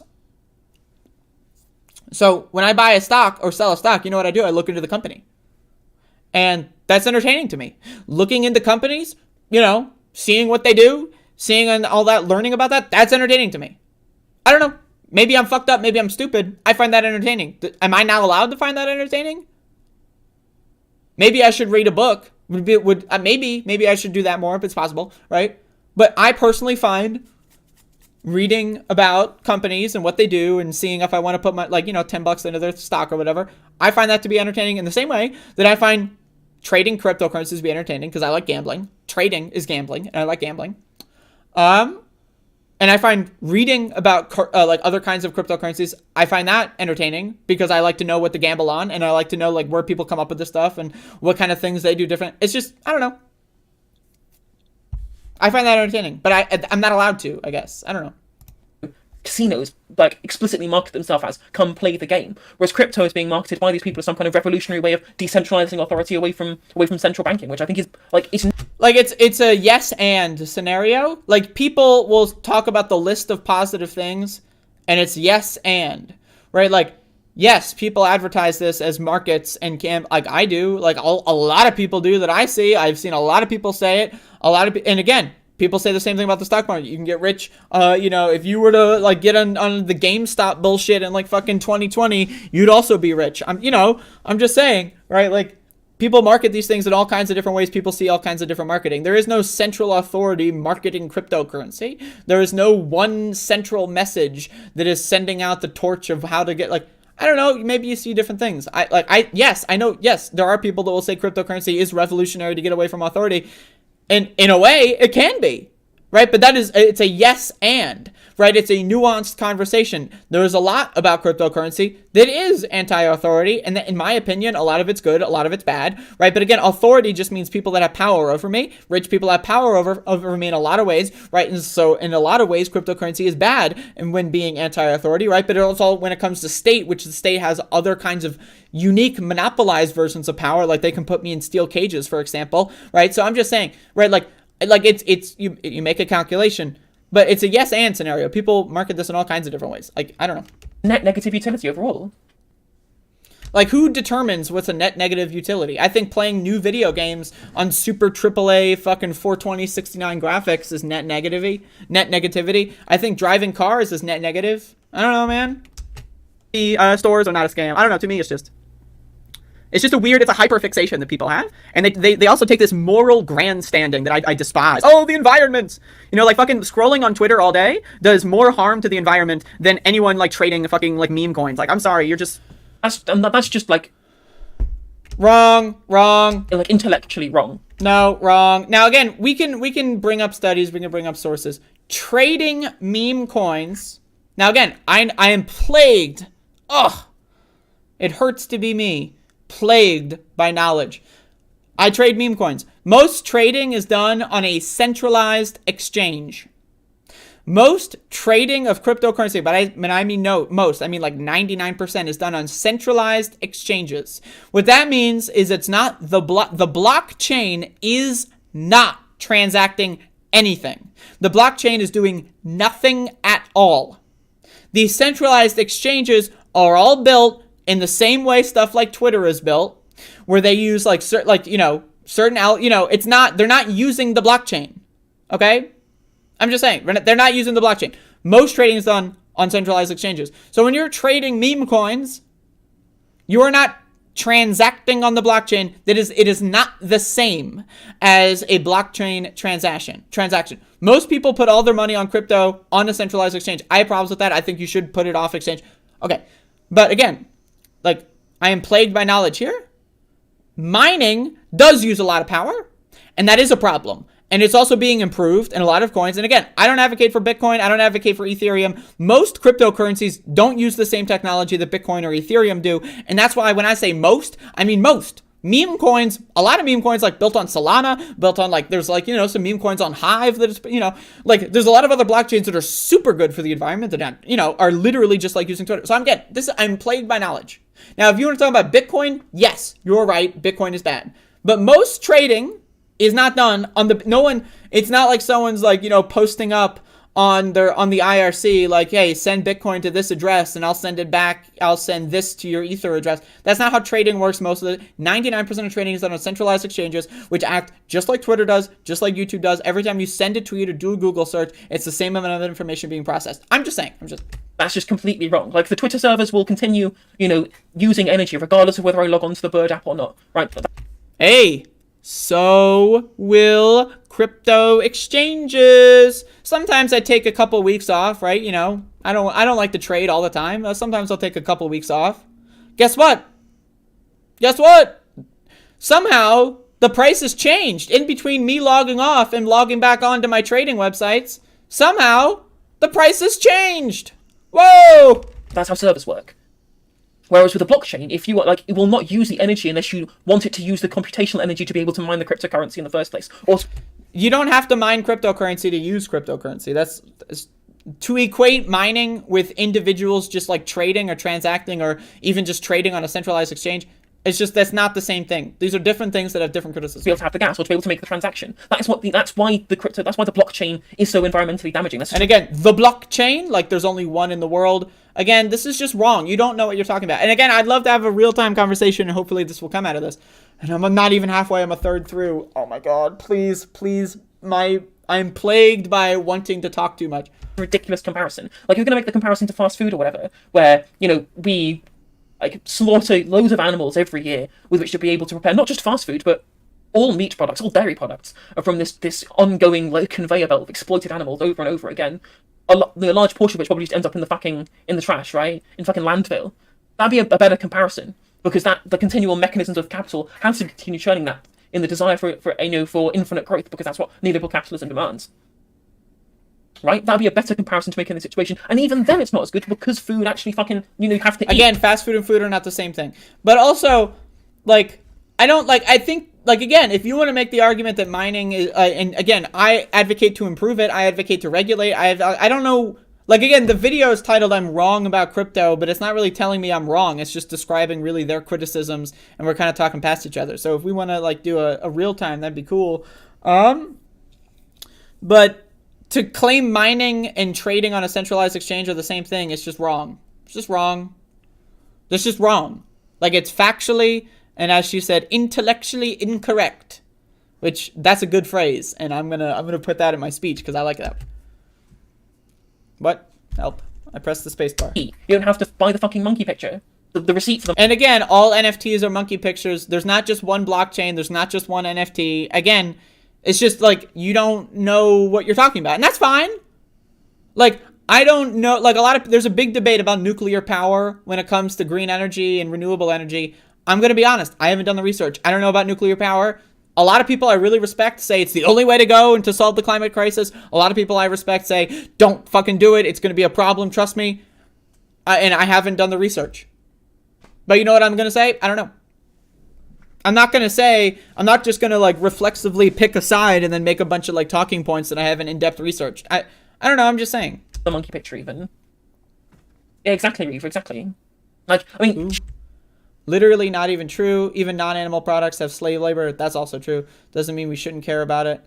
I don't know what this means. She's right in saying that it is turtles all the way down. And I would absolutely agree with her that, it's turtles? You can make similar criticisms of other exploitative industries that you can of cryptocurrency. But it is the explicit marketization, like the inherent level to which, things that should not be marketized become hyper-marketized by crypto. What? Art? Like, again, art was never marketized. What is this new market?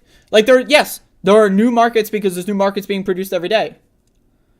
Like, I don't know, what is this? What thing has never had a market before that all of a sudden cryptocurrency produced a market for? Because if you're talking about art, sorry, I hate to burst your bubble, art's had markets before.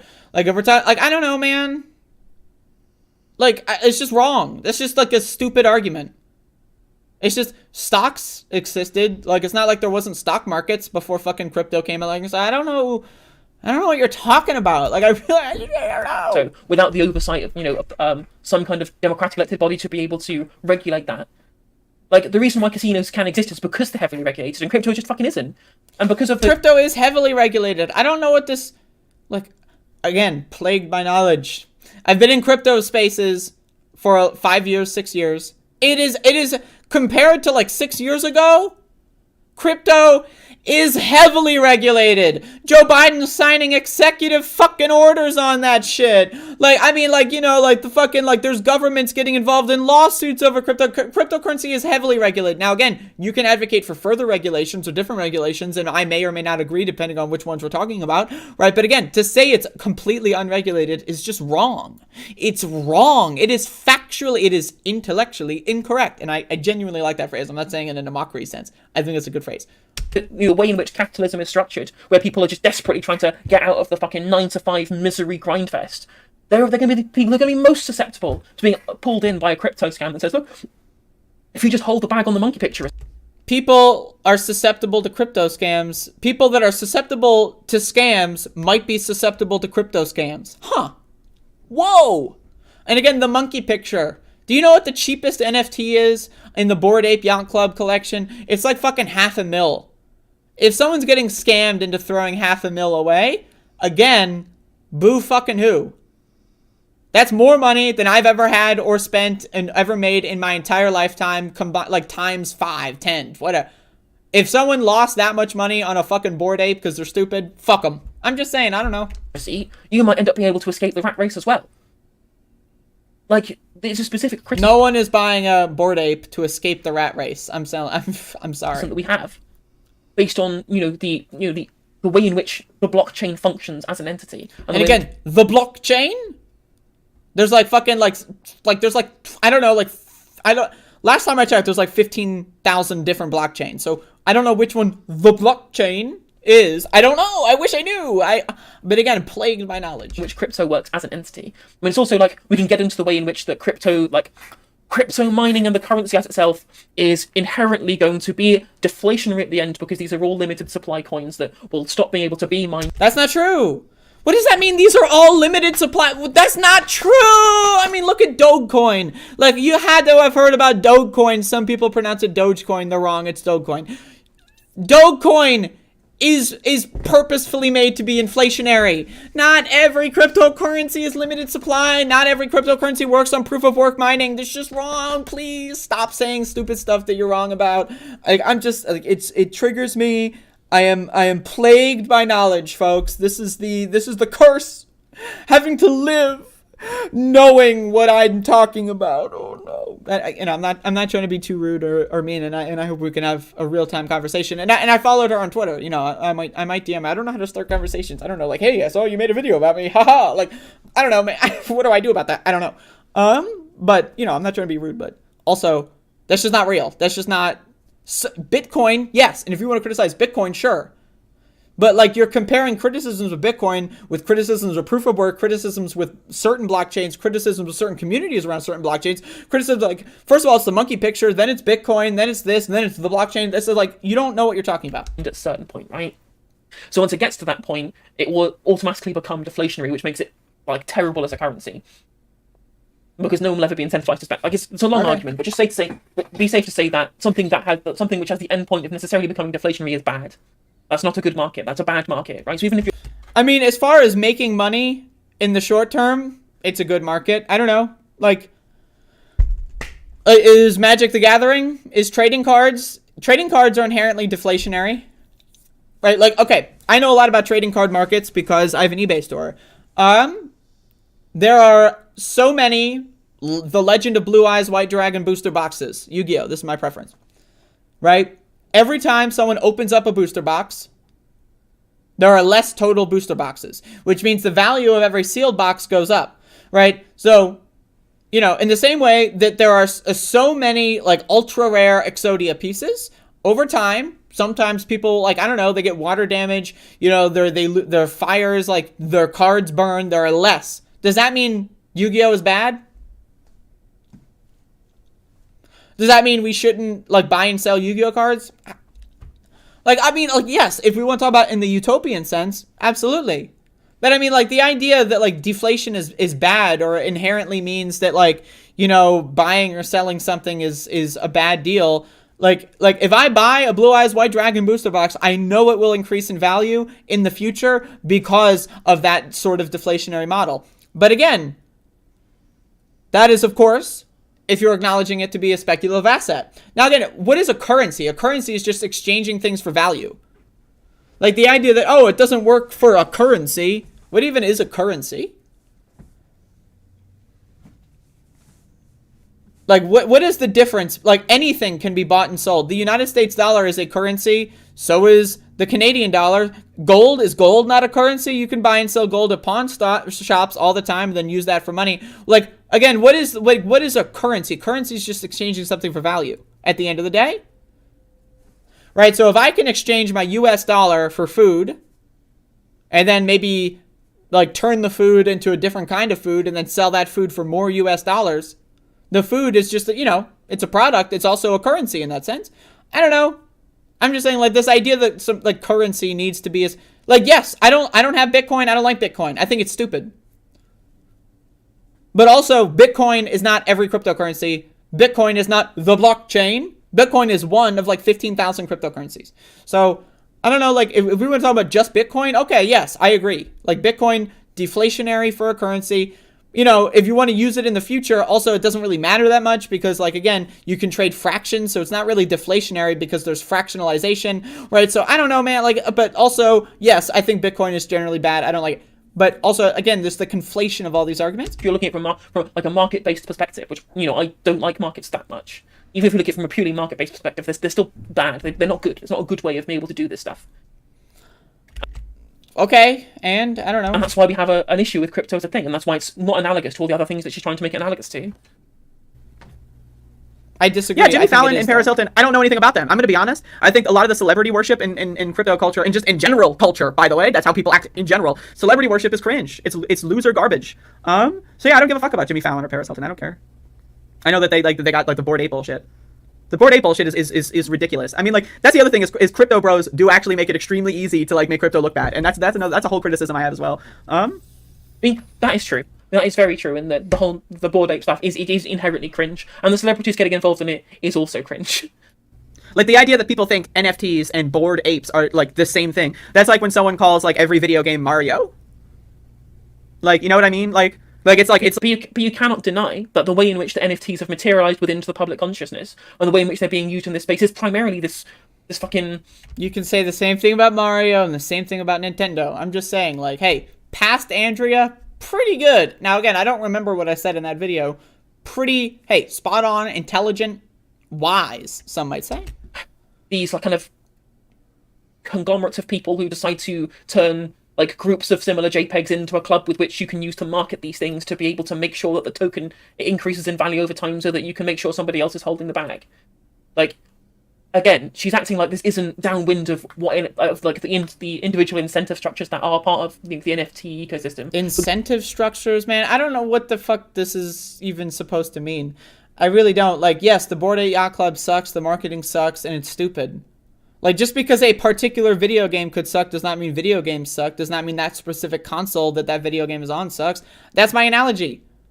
NFTs are a whole different thing than just the Bored Ape Yacht Club. I think the Bored Ape Yacht Club is fucking stupid. It's some whiny, wannabe, temporarily embarrassed millionaire bullshit. It's dumb. I hate it. I think it's stupid. And again, just because they're, like, I don't know, like, it's just, like, it's a weird thing. I don't know. Because it absolutely is. There's a reason why all these crypto, like NFT image groups are the way they are, why they have these roadmaps for the future MMO and the future festival or the future merchandise, is because as a fixed supply commodity, the only way in which they ever increase in price is through demand. You have to create demand from somewhere, and getting famous for being cringe is the way to increase. I mean, you can talk about that with anything, though. Like, you can talk about that, like, you know, with like online like movements or something. Like, you can talk about that with anything. Like, marketing, like, to sell, like, let's say I want to like make money by selling books. So first I write the book, right? And then I want to build demand for the book. Why? Because I want to make money. I don't know. It's like, if they're providing a service, and let's say you're buying that NFT and you get to be part of a club and you want to be in that club. Like, now again, that club might be stupid. It might not have to be something I'm into. But I think that the idea that someone might want to be into that is okay. And I think that they should be able to. I could disagree with them being able to, but think that they should be able to. Like, creating demand for something and providing a service and a product, why is that bad? I don't know. That's weird. That's a weird thing to be mad at, personally. I don't know. It's that demand, and so you can pass the bag on to somebody else. It's like, or like, but instead of like, what if Mario was bad? Like, what if Mario was pretty, like, you know, like, it's just a shitty game, right? Like, so, but like, oh, what, like, how you doing on that Mario game? And like, you're playing like fucking like Call of Duty, or like you're playing fucking like, I don't know, like Civilization. You know, oh, how's the Mario doing? Like, it's just like it's an illiterate use of words. That's why I don't like when people like, whenever, like, a lot of people say, oh, NFTs suck because they're bad art. So you've seen every NFT? Like, that's like someone saying, I don't listen to music. Well, I mean, you're critiquing a bad opinion that somebody has about NFTs, and I would agree with that critique, but I don't think that's really in line with the regular like leftist critique of crypto and the blockchain in general. You can not listen to music, but to say that music sucks. Well, I mean, I don't know, like, she is interchangeably using like monkey pictures with NFTs. Like, maybe that's a joke or something. I don't know, maybe. But like, she has been doing that in this video, so if she doesn't actually think that, is, you know, that's okay. General, you know, like, that's just weird. It's strange. It's like not liking Monopoly. So and again, so like, apparently I am pretty cool. Usually this kind of bums me out. What is the bumming out? Why is there a... Imagine like, oh, I heard what she thinks about cryptocurrency. Now I'm bummed. What? What does that mean? Like, that is like, again, that is an individual attack on me. I would like this. It bums me out. Why? I disagree with everyone I listen to. I disagree with a lot of my favorite people, artists, musicians, like actors, like podcasters, friends, authors. I disagree with a lot of people on a lot of things. Now, if it's something like I disagree with them on, you know, a certain political issue that revolves around people dying, yeah. You know, if someone is pro-Trump, that bums me out. But the idea that someone would like Mega Man X4 better than Mega Man X6, or the idea that someone would, want to gamble on a stock market versus gambling on cryptocurrency, I couldn't give a fuck. I couldn't give a fuck. So the idea that, I don't know, I'm arguing with their chat room, right? But it's like the idea that like having someone disagreeing with you on something like that doesn't matter at all, right? Is just like it bums me out. Like, I don't know, maybe I'm overblowing it. It's possible I'm overblowing it. It's very possible. I'm on drugs right now. But anyway, you don't like board games. It's like, what? Like, I mean, I love Monopoly, right? But if you don't like, and then people love to go like, okay, but what incentive structure of crypto and NFTs as an entity is pushing things towards this kind of monopolistic idea of NFTs as these group of JPEGs, right? Like these JPEG like group of JPEGs. That's not the only NFT projects. That's just map plan things which are fucking everywhere. Why is this the way in which these have kind of been culturally accepted in society? It's because of the incentive structures that are in place within crypto and NFT culture in general, and the way in which the blockchain technology incentive. I don't know. I'm hating this, like, the blockchain. Like, there's 15 fucking thousand plus of these motherfuckers. There's not just the blockchain. Advises people to do these things, right?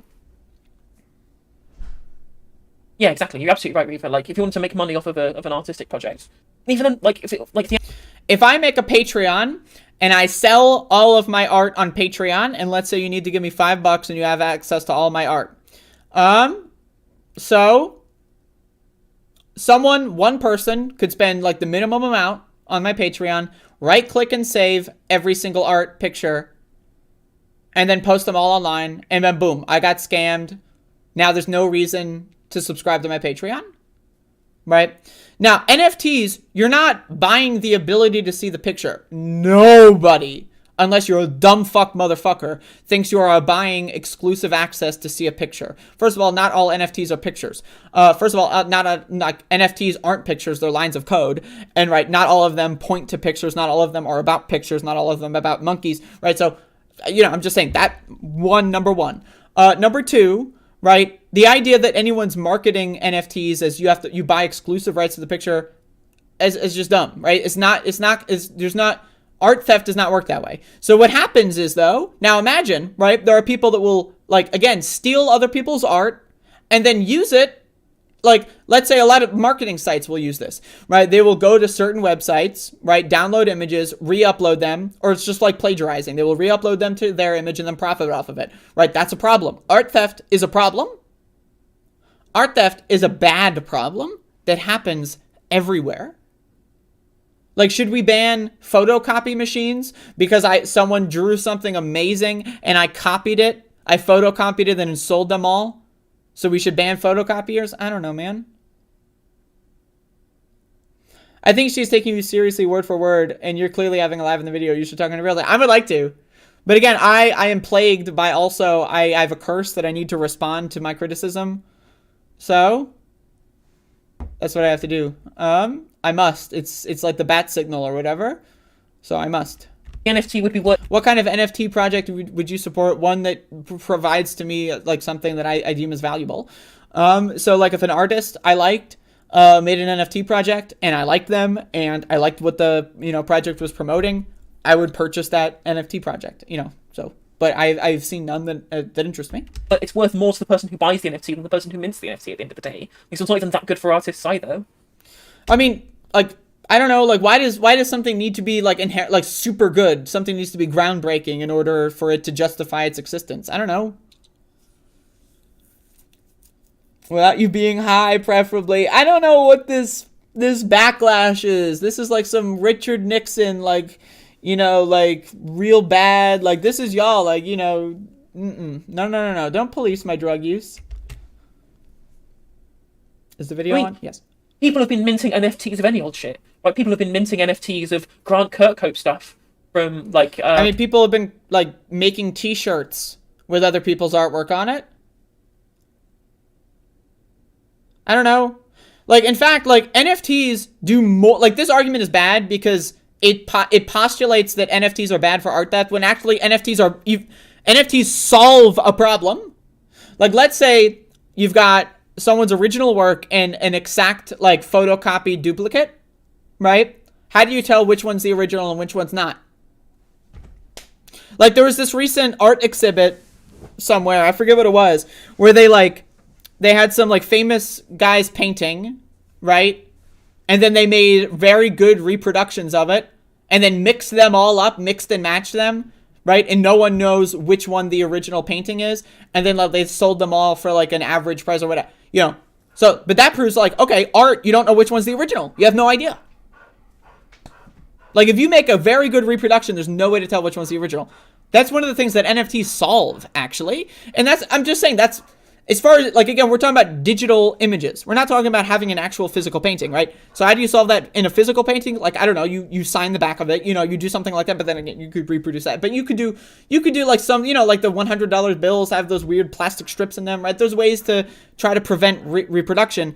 NFTs actually solve that in the digital space, because you can tell which one's the original based on who issued the NFT, right? And what that NFT points to, right? And if, like, again, if there's like 15 copies of them, or if you know the original artist did not mint an NFT, then that's not like this is a very easily solved problem. So I don't know, man, like this is a weird argument, because like the opposite, like it's arguing in like a way that like it digs their own hole. I don't know, it's weird. I'm just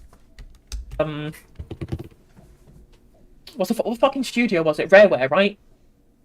Like people have been minting like Grant Kirkhope things from like Rareware games that without his knowledge or consent on the blockchain. So they're technically they are like I don't know. Like I see, like again, this is a big problem. Is there's all these like weird T-shirt companies, like print your own T-shirt things, and people will just like download memes that they find online and put them on T-shirts and make money off of them. I don't know. Like this is a problem.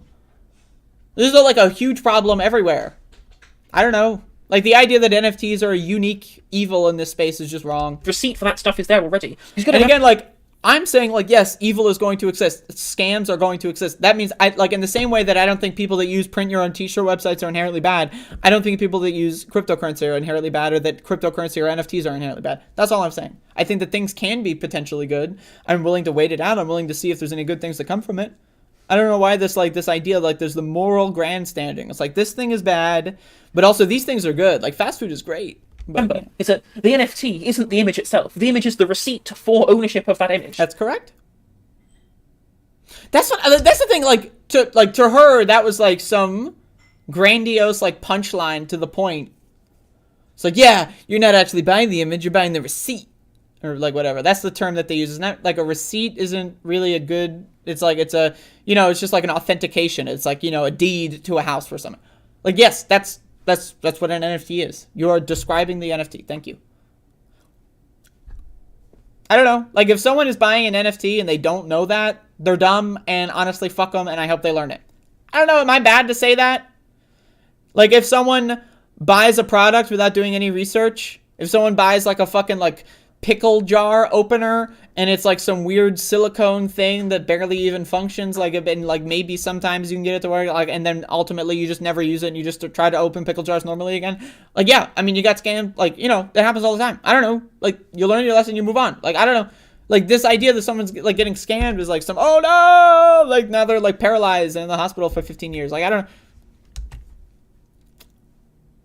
Exactly, like, at least with memes, you don't have to use a bunch of energy and pay cryptocurrency to be able to have, like, some kind of receipt of ownership for the JPEG. We just, as someone who is a communist, like the person who we're watching on screen now who calls himself a communist, understands that democratization is something that we should be striving for. And that's the opposite of what crypto does. If anything, it highly marketizes, you know, like, things that should be in the common, but things that, you know, would be much better. Again, NFT projects that are art, the art is public. The art is public. The art is public. No one is saying that you buy the art and then you have exclusive rights to the art. Or it's like, if you don't want to participate in the market for that art, you're fine. You're good. You can enjoy the art. You can enjoy linking to the art. You can enjoy sharing the art. The art is there. The art is there. Like, the market is completely secondary. It's a different thing. It's not. And also, yes, I would want to ban all markets. In the utopia, we're not living in the utopia. I would want governments to exist that do everything I want them to do. I'm for good things, and I'm against bad things. We don't live in that world, right? So it's like this idea that, like, I don't know, man, it's just like a weird criticism. And this is why I bring up fast food, because people will, again, like, she's defending fast food. The chat's, food is you need food. No, you need food, right? Not fast food, right? Like, I don't know, like, this idea, like, I want people to really look at how the whole world is built. Email has a lot of scams, right? Like, so, I don't know, man. Better within kind of the common like common ownership, like such as memes, for example. Like memes as a culture are so wonderful, not only because they're fucking hilarious, but also because they permeate the space as a collective entity to be, enjoyed and judged by everybody without cost, right? I mean, I agree. I don't know. I agree, but also like that has nothing to do with NFTs though. Like I don't know. Like people like someone can make a meme. Someone can like draw something and then sell like the original drawing, and then that drawing becomes a meme, but then you can still buy and sell the original drawing. I don't know. Like the step further, right? Where it's like, not only do I not like Monopoly, but I think you're a bad person for liking Monopoly, and I also think that Monopoly should be banned. And that's the authoritarian impulse that I see is. But no one's saying that, like, and I mean, this critique is so muddled I hardly even know how to respond to it. It's like, well, no one's saying that NFTs should be banned because they think the Bored Apes are ugly. No one's saying that. I mean, yes, people are saying that, but not necessarily just ugly, but that it destroys the environment or whatever, and therefore all NFT. I'm just saying, like people have said that. Like, if you don't, then that's okay. It doesn't apply to you. They're saying that everybody who buys a Bored Ape is cringe, which is true, and we both agreed with this in this theoretical back and forth here, right? We both agreed with that the Bored Apes are cringe. But that's not the reason why people want the NFTs to go away. Just very bizarre. Like, and again, hate the rich. I'm not saying that, like, that all crypto bros are good. I mean, rich people suck. Like there's a theoretical socialist economy which has a central bank who controls the currency, where it's not done for the benefit of the rich. Whereas crypto will always be for the benefit of the rich because it, as a system, incentivizes the people who bought in early, who then reap the rewards as. Again, you can just copy and paste the blockchain or make a new blockchain, and then the rich people don't have like I don't know. Like, yes, if we're talking about Bitcoin, yes, we're not like blockchain and Bitcoin are not synonymous. Crypto and Bitcoin are not synonymous. That's my problem with this. Things get more popular and as the actual system itself expands, right? As it gains popularity, gains more kind of cultural engagement and cultural acceptance. The people who originally had the bag at the start are the people who have all the cards at the end. Spam, scam, promotion, bullshit, garbage is dumb, it's cringy, it's stupid, is what it is. But that's like saying that, like, I don't know, like, that's like saying gamers are stupid because of the most, like, anyone who plays games is stupid because gamers who, like, spend all their time on 4chan all day are stupid. That doesn't make playing games stupid. That doesn't make you a bad person because you're into playing video games. And so that's my criticism. That's just the nonsensical critique that I can't bother to respond to. Mostly. Thank you for sharing. And, I feel like it's just like the moral grandstanding is so ludicrous to me. Like, how many of these people that say, oh, the environment, crypto's evil, it's destroying the world, how many of them eat meat? Like, I'm just like, oh my god, like, processed meat. How many of them eat processed meat? Like, that's the thing. Like the worst thing a cryptocurrency scam can do is take all of your money. The worst, like these people that. Yeah, that's bad. That's really bad. If someone takes all your money, that's really bad. I don't know why you're. I mean, she's pausing in the middle of my point. Yes, it's bad when people lose money, but again, this is not trying to minimize the impact of this thing here, Andrea. If you think that's like not an issue, then how about you give me all your money? Oh, you don't want to? Oh, okay, maybe it's actually a really bad thing if someone has all of their money taken out of them in a rug pull because they were fucking duped by unscrupulous people with no. If someone is like second mortgaging their house to buy a meme coin that just spawned on the market 2 days ago, they're a little dumb. And I'm sorry. I know dumb people exist and also smart people exist that do get scammed. I'm just saying, if you're spending all of your money on a cryptocurrency, I don't know, that's dumb. Like, that's dumb, you're getting scammed. But also, she's pausing in the middle of my sentence here. Legal recourse because it's on the fucking blockchain. Also, I'm really high right now, I'm sorry. Eat, like, processed food garbage. Not only are they losing their money, and it's not like they're putting it in something they could theoretically take it out of later, right? Like, but they fed themselves with the food, Andrea. Like, they have a material need with which to be able to, sustain their body with food, and they've done that. Again, the material need of food and fast food are not the same thing! Like, yes, you need food. That does not mean you need fast food. Those are different things. Those are different things. To conflate the two, it's a Mott and Bailey. I know. I'm a theoretical logician of language. I know the fucking rhetorical strategy this is. Again, no one is talking about food. We're talking about fast food. You can buy things that aren't fast. And let's be honest, this idea that, I need to feed myself every day. You don't need to feed yourself every day. I'm just saying maybe you don't need to feed yourself every day. Some people do, some people don't. Not everyone does. I'm just saying maybe think about it. I don't know. They're losing their money. It's a one-time purchase. And they're literally killing themselves. Like, think about that. Wait, no, they're not really. Like, you can have a perfectly balanced diet that has a non-zero amount of fast food, as was discussed on the panel the other day, right? Like, sure, it's not exactly the healthiest thing in the world, right? But you can definitely eat some level of fast food and not just kill yourself, right? That's over-egging the pudding a little bit, Andrea. Come on. Like, I don't know, like fast food, what's on grocery store shelves, in my opinion, is more of a problem than cryptocurrency, right? And so, like, I don't know, like this hyper fixation, I think it's a fad. I think that there's like an actual like people think that crypto's a fad. I personally disagree. I think the crypto hating bullshit is like a niche fad that people are into. I mean, source? Like, I disagree. I think it's a perfectly, reasonable critique of the way in which cryptocurrency exacerbates the worst excesses of neoliberal capitalism. Like the idea that cryptocurrency exacerbates is cryptocurrency causing war? Is cryptocurrency the reason why there's a homelessness crisis? Is cryptocurrency the reason why police murder people? Is cryptocurrency the reason, this idea that cryptocurrency is destroying the world or something? It's like just something that no one needs to participate in. It's completely optional. Sometimes people make money. Sometimes people lose money. Oh, wait, that's also just the stock market, by the way. I don't know. I don't know. Like, this is just a leftist position to take. That is really bizarre. Thank you, Sarah Vane. I'm glad you appreciated my input onto that panel. Having to deal with aircraft Sparky again. It's nice to know I've been on two high level panels. Both of them have to do with aircraft fucking Sparky. I don't know what a high level panel is. I don't know, man. I'm sorry. I'm not into this whole clout ladder stuff, but I don't know. This is fun. I don't know what a high level panel is. Have I ever been on a high level panel? What's a high level panel? I don't know. Sparky, nice guy, just smoothest brain. At the same time, I think you seem to be very versed in very real criticisms. No, there's a lot of big criticisms I have about cryptocurrency. But one of my problems is it's like okay, well, if you agree with the criticisms, then all you're doing is a two quid quo fallacy. It's like, well, if you hate crypto, why don't you hate fast food? I'm just like, whatever, who cares? Like, that doesn't negate my critique of cryptocurrency. So again, we're talking about legitimate, I have legitimate criticisms, but again, conflating monkey pictures with the blockchain. I don't know, man. That's just not a legitimate criticism. And almost every popular criticism I see of cryptocurrency is just wrong and factually untrue, including, many of the things she said in this video. Just saying, hey. What you're doing is you're angry with people being hypocritical, rather than them being angry with the specific fact that they hate crypto. Well, or both. Or both. Or that I think it's weird to hate, a weird hobby that people have so much. Again, a lot of country music is bad. There are some good country songs. I like some good country songs, right? But most country music is right-wing garbage. Does that mean all people that listen to country music are weird or bad? Or, again, no. But I don't know. It's just it's a weird thing, that people have this weird idea that they attach moral value to. Is strange. I don't know, man. Yeah. One of those things where it's most of the criticism comes from people that don't know what they're talking about. And that's one of my problems. When people think all NFTs are Bored Apes, or they associate that with art thieves. Guess what? Every art industry has art thieves. Right? When computers, there were people that were against computers. This is a good point from the person who is on the video that is currently on here. That's a very good point. Because you could copy and paste music files. Like that to them was stealing. But how many people pirate? So it's it's just, to me, it's illogical. There's so many illogical criticisms. And that's why. Okay, well, kind of then, happy to hear those criticisms, Ryan. Why you think those criticisms are illogical? Absolutely sure. But just to say that, you can't hate cryptocurrency unless you hate fast food is dumb.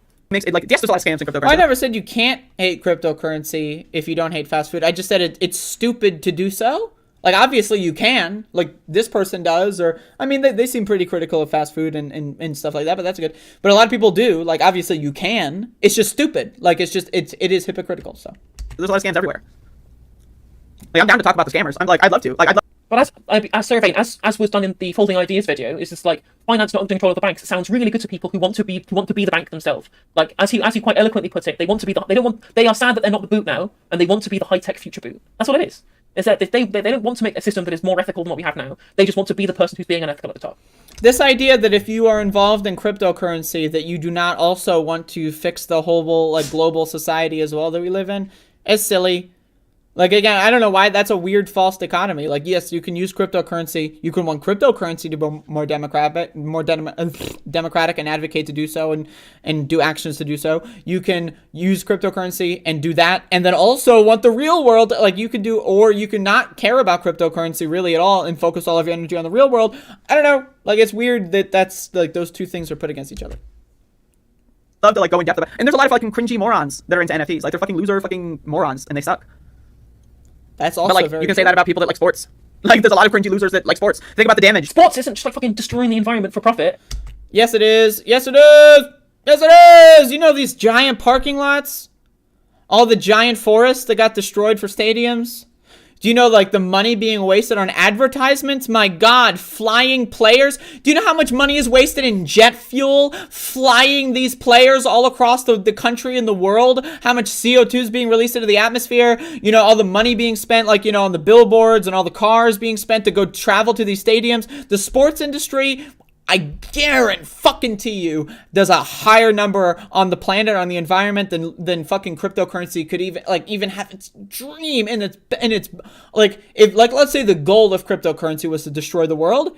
Even then, it still probably couldn't do nearly enough compared to the sports industry. I'm just saying, man, that's wrong. Sports do destroy the environment, but again, it's like this. You remove. It's like a. I know crypto is bad for the environment because it uses energy, but like. Okay, right, but you don't think sports are bad? They use energy. Like, the idea, like, I don't know. How could you think that sports don't destroy the environment? It's just, I don't know. It's just, this is silly. I mean, this is a really, come on. Sports. Like, there's a lot of cringy losers that like sports. Think about the damage. Sports isn't just like fucking destroying the environment for profit. Wrong. To be able to, you know, hyper-neoliberalize capitalism.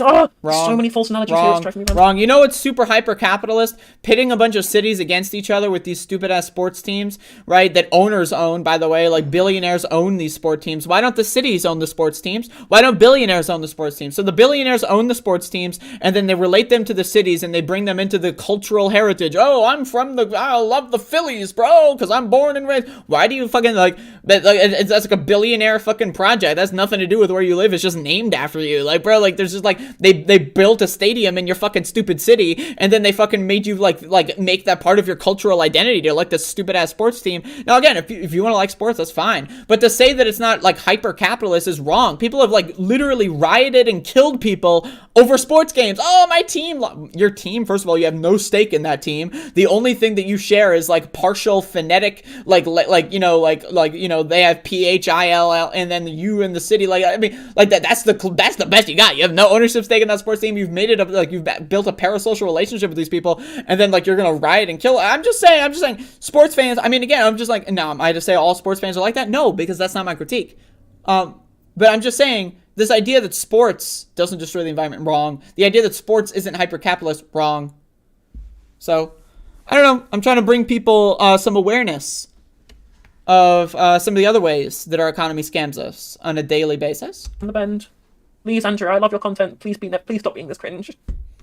Well, I appreciate that my content is loved. But this is not cringe. I'm sorry. I'm going to pull the fashion no you. That's right. I know. This is something that I shouldn't do. This is a bold move, and honestly, it's a risky move. Just like gambling all my money on cryptocurrency, this is a risky move, right? I'm going to pull the no you. Now, again, I would like to do an actual conversation. I know my video. So the first video is 11 minutes. You can see this. And then her video is 33 minutes. And now my video is like 2 hours because I don't shut the fuck up. Okay, but let's finish. We're going.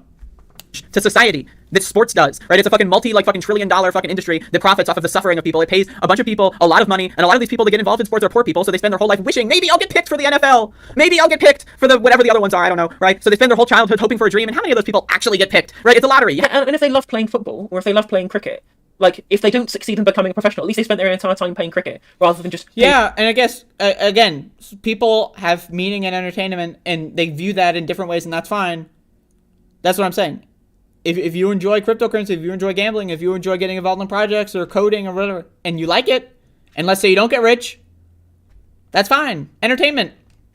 Like, you are entertained. Maybe you're employed in some way by doing that. You can subsist in a living by doing that. I'm just saying, I don't know. Money for a receipt for a thing, and then have their and then after a rug pull ended up with fucking literal nothing. Like what did they gain? This idea, like this imaginary scenario where like someone bought a receipt for something. Like, I don't know why you'd buy a receipt for something, by the way, but someone bought the receipt for something and then they got rug pulled. So, by the way, you're buying a receipt, which is a scam, but then the scam scammed the rug pull, and then I don't know. This is an imaginary thing. This is like an imagined worst case scenario that doesn't really happen, and if it does happen, it's like to a couple rich people maybe that probably deserved it. And also, like, people get scammed every day and all kinds of things. That doesn't mean we should ban email, doesn't mean we should ban sports, it doesn't mean we should ban any other industry. That's what I'm saying. Like, there's problems in all these things. I'm saying there are problems in crypto and we shouldn't ban it. We shouldn't hate it. We shouldn't like morally attack people and think that they're evil because of it. There are problems in the same way that there are problems with sports. She is saying that, oh no, sports are great. Fast food, yeah, it's problematic, but it's food. No, it's fast food actually, right?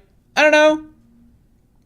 Like, I don't know. My thing is like, yes, we can criticize everything and also yes, capitalism is bad. Also, guess what? I went to the grocery store and I bought food. Whoa! I participated in capitalism. How dare I? Right? Because I can criticize the system I live under. Right? I don't know. This idea that like sports are shielded for some reason because they're entertaining, and it's because somehow she values that entertainment more than other entertainment. I don't know. Other than misery. This is such a ridiculous comparison. And no, I disagree with the idea that like the major sports things like exploit people. At least not any more than regular capitalism exploits people. Right? That's just like nonsensical. Yeah. Actually, I do genuinely think sports are one of the most exploitive industries in the world. I genuinely do. Now again, people want to play sports, people like to play sports, great. But the people, right, that enjoy sports and like sports are getting the short end of the stick compared to the owners. I'm just saying, right? So let's just imagine if we, democratize sports or, gave owners not... I'm just saying, like, the idea that sports isn't a hyper-exploitive thing, that's weird. People are groomed from young ages to be into sports. Like, my parents would try to get me into sports, and I wasn't really into it at all, but they would try to get me into it. They were trying to, like, do this, and do it. And then some people, like, their identity becomes ingrained with it because they don't know any better, and, maybe they don't like it at first, and then they just want to impress their parents. I don't know. I'm just saying, like, I don't know. All things in capitalism suck. I don't know why you got to defend sports and fast food, bro. Have to get lucky. Sis, I'm not, that's just how I talk. I'm sorry. And then really, all right, you got picked to be a fucking sports star. You get rich for a couple years, but guess what? You destroy your body. You fucking get massive brain injuries. You're literally killing yourself for money for other people's entertainment. I'm gonna call like X to doubt on that one. I mean, sure. I mean, like, do you know why like sports players retire and they're like 30s and 40s? Is because they have fucking brain injuries and they hurt themselves. I don't know. Plenty of athletes who do end up, causing damage to their body. And in the case of doing sports, but do you think they're doing it because they want to entertain other people, or do you think they're doing it because they genuinely love the sport they're playing? Like, a lot of people do it for entertainment at first. Again, I'm not going to try and say that I have like an internal knowledge of every single sports player. That's stupid. But when I really want to become like, I don't know, like a professional like snooker player or whatever, I was never thinking of like the long-term health issues that I might have to be able to want to play the sport I love in front of people. I just want to be able to be really good so that I could succeed. I think that's a pretty disingenuous comparison here. I disagree, but also I don't like sports, so I it's possible I'm wrong. I don't know, but so I have a lot of problems with sports. But whenever I have a conversation like this with someone who's like being like weirdly anti-crypto, so for example, if you demarketize sports, right? If in a fully demarketized communist society, some kind of weird utopia, people would still play sports. They would still. I don't know why the utopia's got to be weird. I don't know why it's got to be weird. It's a utopia. It doesn't have to be a weird utopia. Like, come on, is that weird? If in a fully demarketized communist society, some kind of weird utopia, people would still play sports. They would still try and train to be the best. Yeah, and people might still want to use blockchains in this weird utopia. Maybe it's weird after all. They would still try and do it because they would like the prestige of being the best, even if they didn't get any kind of financial remuneration for doing so. That's not the same with crypto, which in a communist society would not exist. The markets for crypto, currency for crypto might not exist, but why wouldn't blockchain exist? I don't know. Well, why wouldn't it? Oh, obviously, because I'm not personally entertained, right? I don't know. Someone wants to make... And honestly, you know what? If someone wants to do cryptocurrency, and it's a game... Money is not tied to survival. Cryptocurrency is just you bet on and then the line goes up and you win like, I don't know, you just feel good or whatever. It's like, it's not linked to your survival. It's just like maybe you get like a ribbon or something and it's just a cool little ribbon. I don't know, that has value. Markets can have value when it's not linked to money, which is tied to survival, right? Like if someone's playing an MMO and they're like buying and selling gold and like buying like items and then certain items like maybe like in Path of Exile. I play Path of Exile sometimes. Sometimes there's like streamers in Path of Exile and sometimes they'll like do certain builds, right? Where a certain item will become very popular. And so like sometimes, you can like see a streamer and like if you watch a streamer, I've never done this, but some people that also play Path of Exile that I play with have described this to me. They'll say they're thinking about doing a certain build, and so people will buy up all the items on the secondary market in the game, right, in-game currency, and then if the streamer like starts popularizing a certain build type, those items will go up in value. But that's a video game. It's not tied to survival. It's a video game. So I don't care. It's cool. Fun. It's fun. Sometimes it's fun to buy and sell items in Path of Exile or other video games. It's a video game. So if something is not tied to survival, why shouldn't it exist? If it's fun, I don't know. My opinion. Right? They always like turn it into like, oh, but I like sports, so it's okay. Oh, well, I like fast food, so it's okay. Or oh, well, blah blah blah. Like there's always the excuse of, well, I like this. Well, what if people like NFTs? What if there's people that actually look at the Bored Apes and they go like, damn, that's pretty cool. It's not for me, but I don't care. It's the same thing as like football. I have a lot of criticism of football, but do I think someone's a bad person if they enjoy watching football? No. So that's my problem with crypto critics. They're missing the plot. I'm still confused by the environmental concerns with crypto. So, okay, like this is like a multiple things are allowed to be true kind of scenario. So like proof of work and the way Bitcoin is mined is stupid. It's dumb and it's way too energy intensive for no reason. That can also be true. That's true. But guess what? So are video games being played at maximum graphics. You don't need to play with all the fucking shiny glitter textures and all that stupid shit, right? So you can make an argument that that's excessive. So what if someone has like multiple... Okay, right, now we're getting into disingenuous criticism here. Like, you can agree that something may be theoretically excessive, right? That doesn't mean that the existence of it as such is a net negative utility. Whereas when we already have a system which does not have the gross environmental impacts that crypto does, that works better, has better safeguards, and isn't entirely... Again, this pretending that the Bitcoin blockchain is all crypto is stupid, it's dumb, you don't know what you're talking about. You know, full of people trying to be able to use that to disingenuously take people's money away for nothing. What? You don't need to have the cryptocurrency element at the end of it.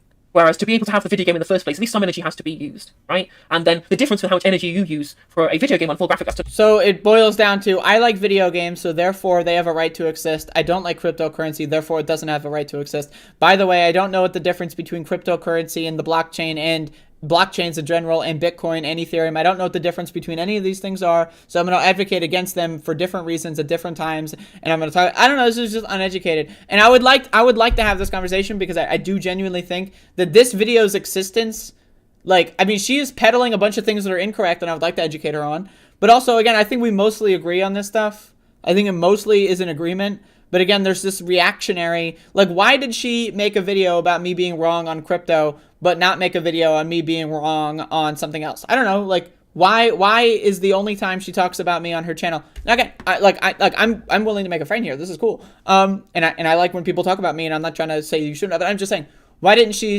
make a video about like, oh, I really loved her show on whatever take on this? Why is it like that the only video she's ever made about me, that I know of, is about crypto, and then I'm wrong about? I don't know, like that in and of itself, like that happening and this being the thing that we're talking about and this being why we're having this communication, to me, I think proves my original thesis that people get too hyperfixated on cryptocurrency. In my opinion, I think this proves that thesis. I think this video, her video existing, just to begin with, like when we started playing it, the fact that this video even exists proves my thesis correct.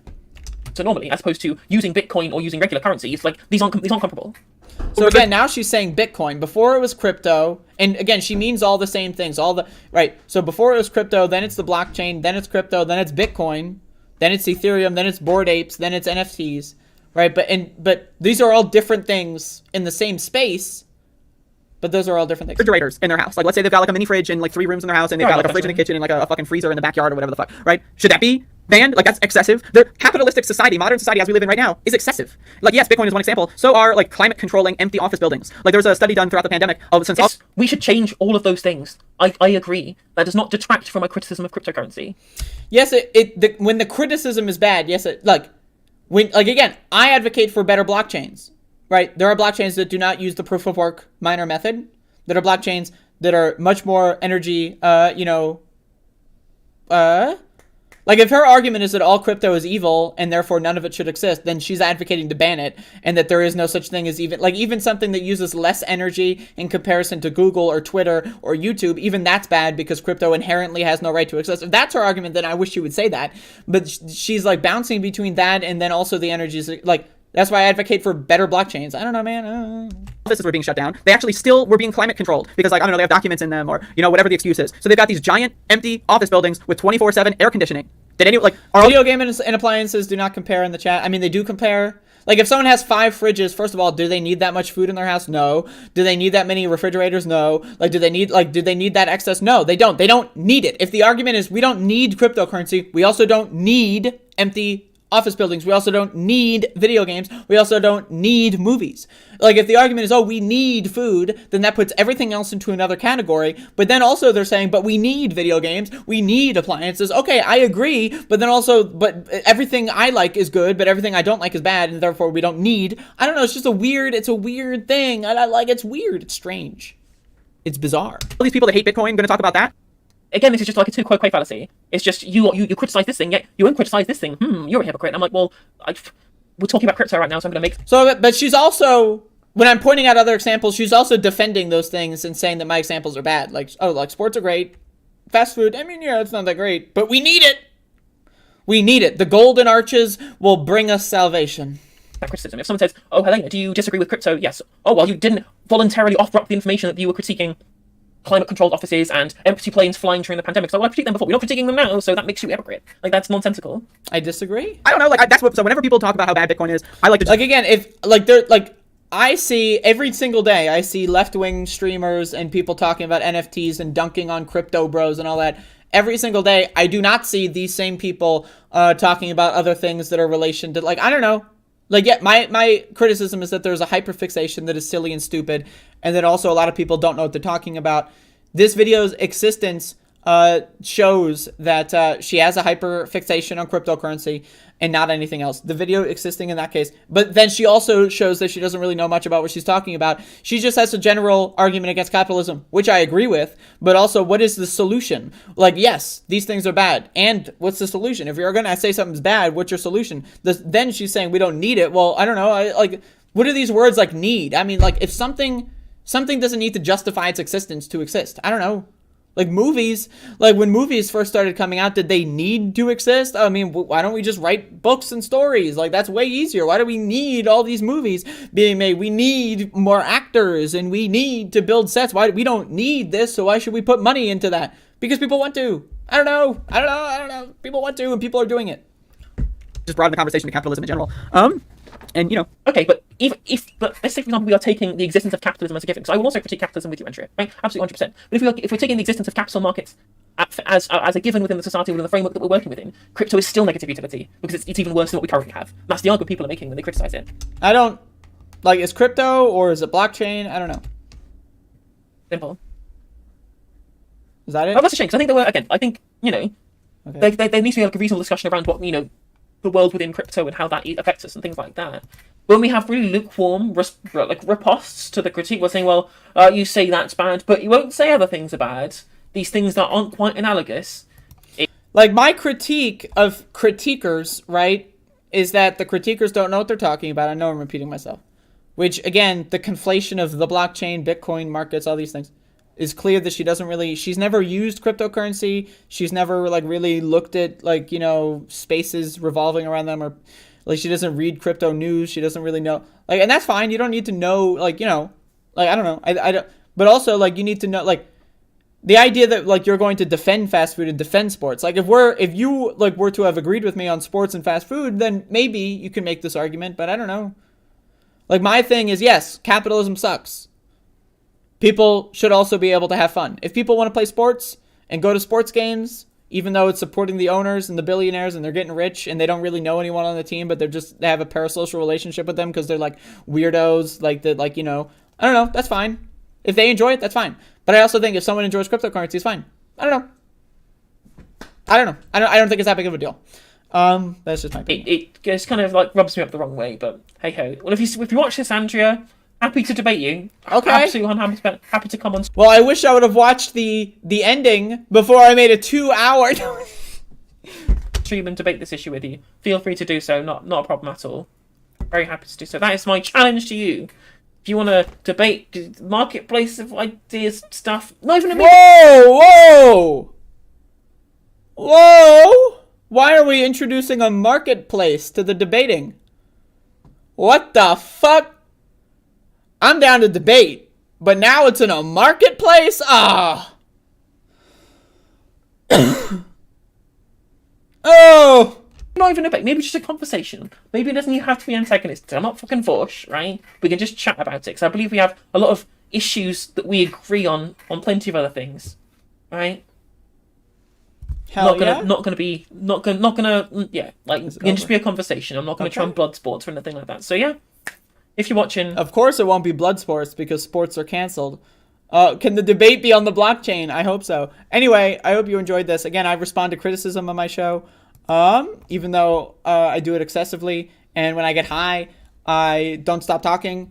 But again, now I had to go through her half-an-hour video, And so now she's going to have to go through my 2-hour video. And then she's going to have to make a 5-hour video. And then we're going to do a 10-hour debate. And that's what's going to happen. And it's going to be in the marketplace of ideas, the neo marketization of the post. I don't know. But anyway, I had fun. I enjoyed it. Some people don't find these kinds of videos that I do enjoyable. I don't care. I do all kinds of different videos. And if you don't find it enjoyable, that's fine. You can feel free to tell me that. Or you can not watch it and just watch the other stuff. That's also fine. I don't need to justify my existence. This is my show. I do what I want. But also, thank you all for watching. We're going to be doing a 24-hour charity debate live stream in the Marketplace of Ideas underneath the Golden Arches. Oh, God. I need more seltzer. Anyway, just DM her like a civilized person. Okay, so this is what's going to happen. I'm going to upload this video. It's going to be 2 hours. I'm going to upload this video. And then I'm going to DM it to her. Hey, hi, so I saw that you made a video about me 2 months ago, and I didn't see it because I don't know, but also, and I noticed that you followed me, and I didn't know that you existed before, and I feel bad about that, and I'm sorry, but maybe hello, and should I, and so we can have this in the marketplace, and that, I don't know. I'm just doing a bit here, but anyway, that's anyway, that's the show. That's what I got, and that's all there is. That's all there ever will be, and I'm gonna go enjoy the rest of my day. We're gonna be doing a 48-hour live stream, blood sports in the stadium under the Golden Arches, and we're gonna be debating whether or not gambling should be legal, and that. So, upgrade your confidence. It's a value. I have no confidence. I have no self-esteem. I don't even believe in confidence or self-esteem. I don't think they exist. So, but once again, folks, she has been proven to be intellectually incorrect. So, I'm hoping that the next part of this trilogy will be fun. But also,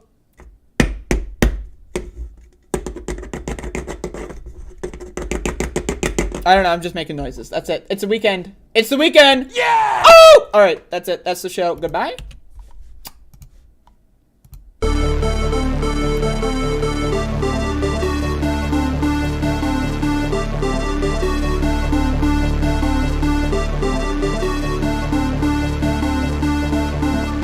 No good. Really bad for you.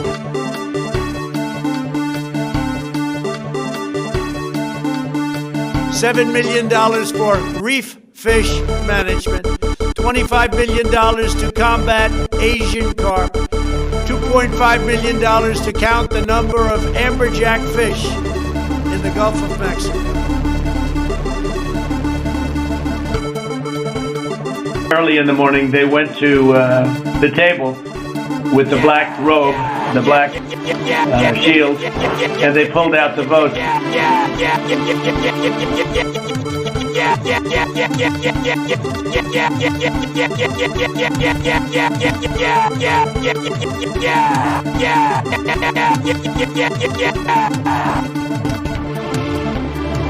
Everybody comes in your grandmother. Everybody comes in your grandmother. Yeah.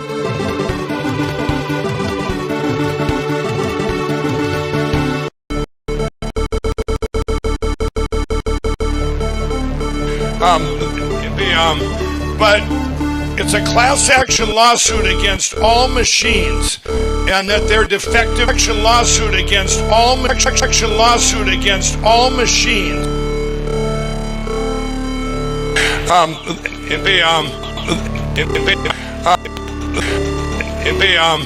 But it's a class action lawsuit against all machines.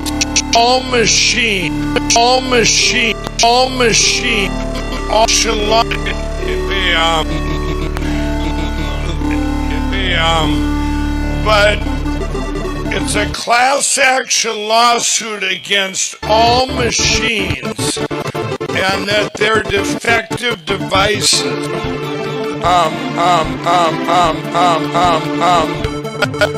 But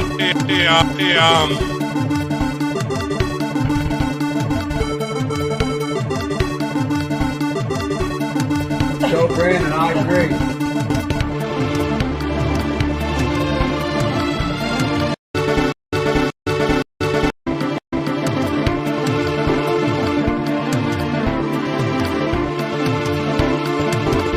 I don't know who created Pokemon Go,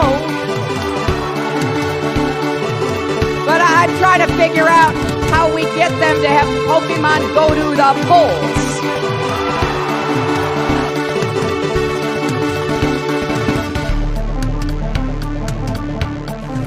I am not up to the job. And I mean that sincerely. It's not like, whoa, whoa, whoa. Not like,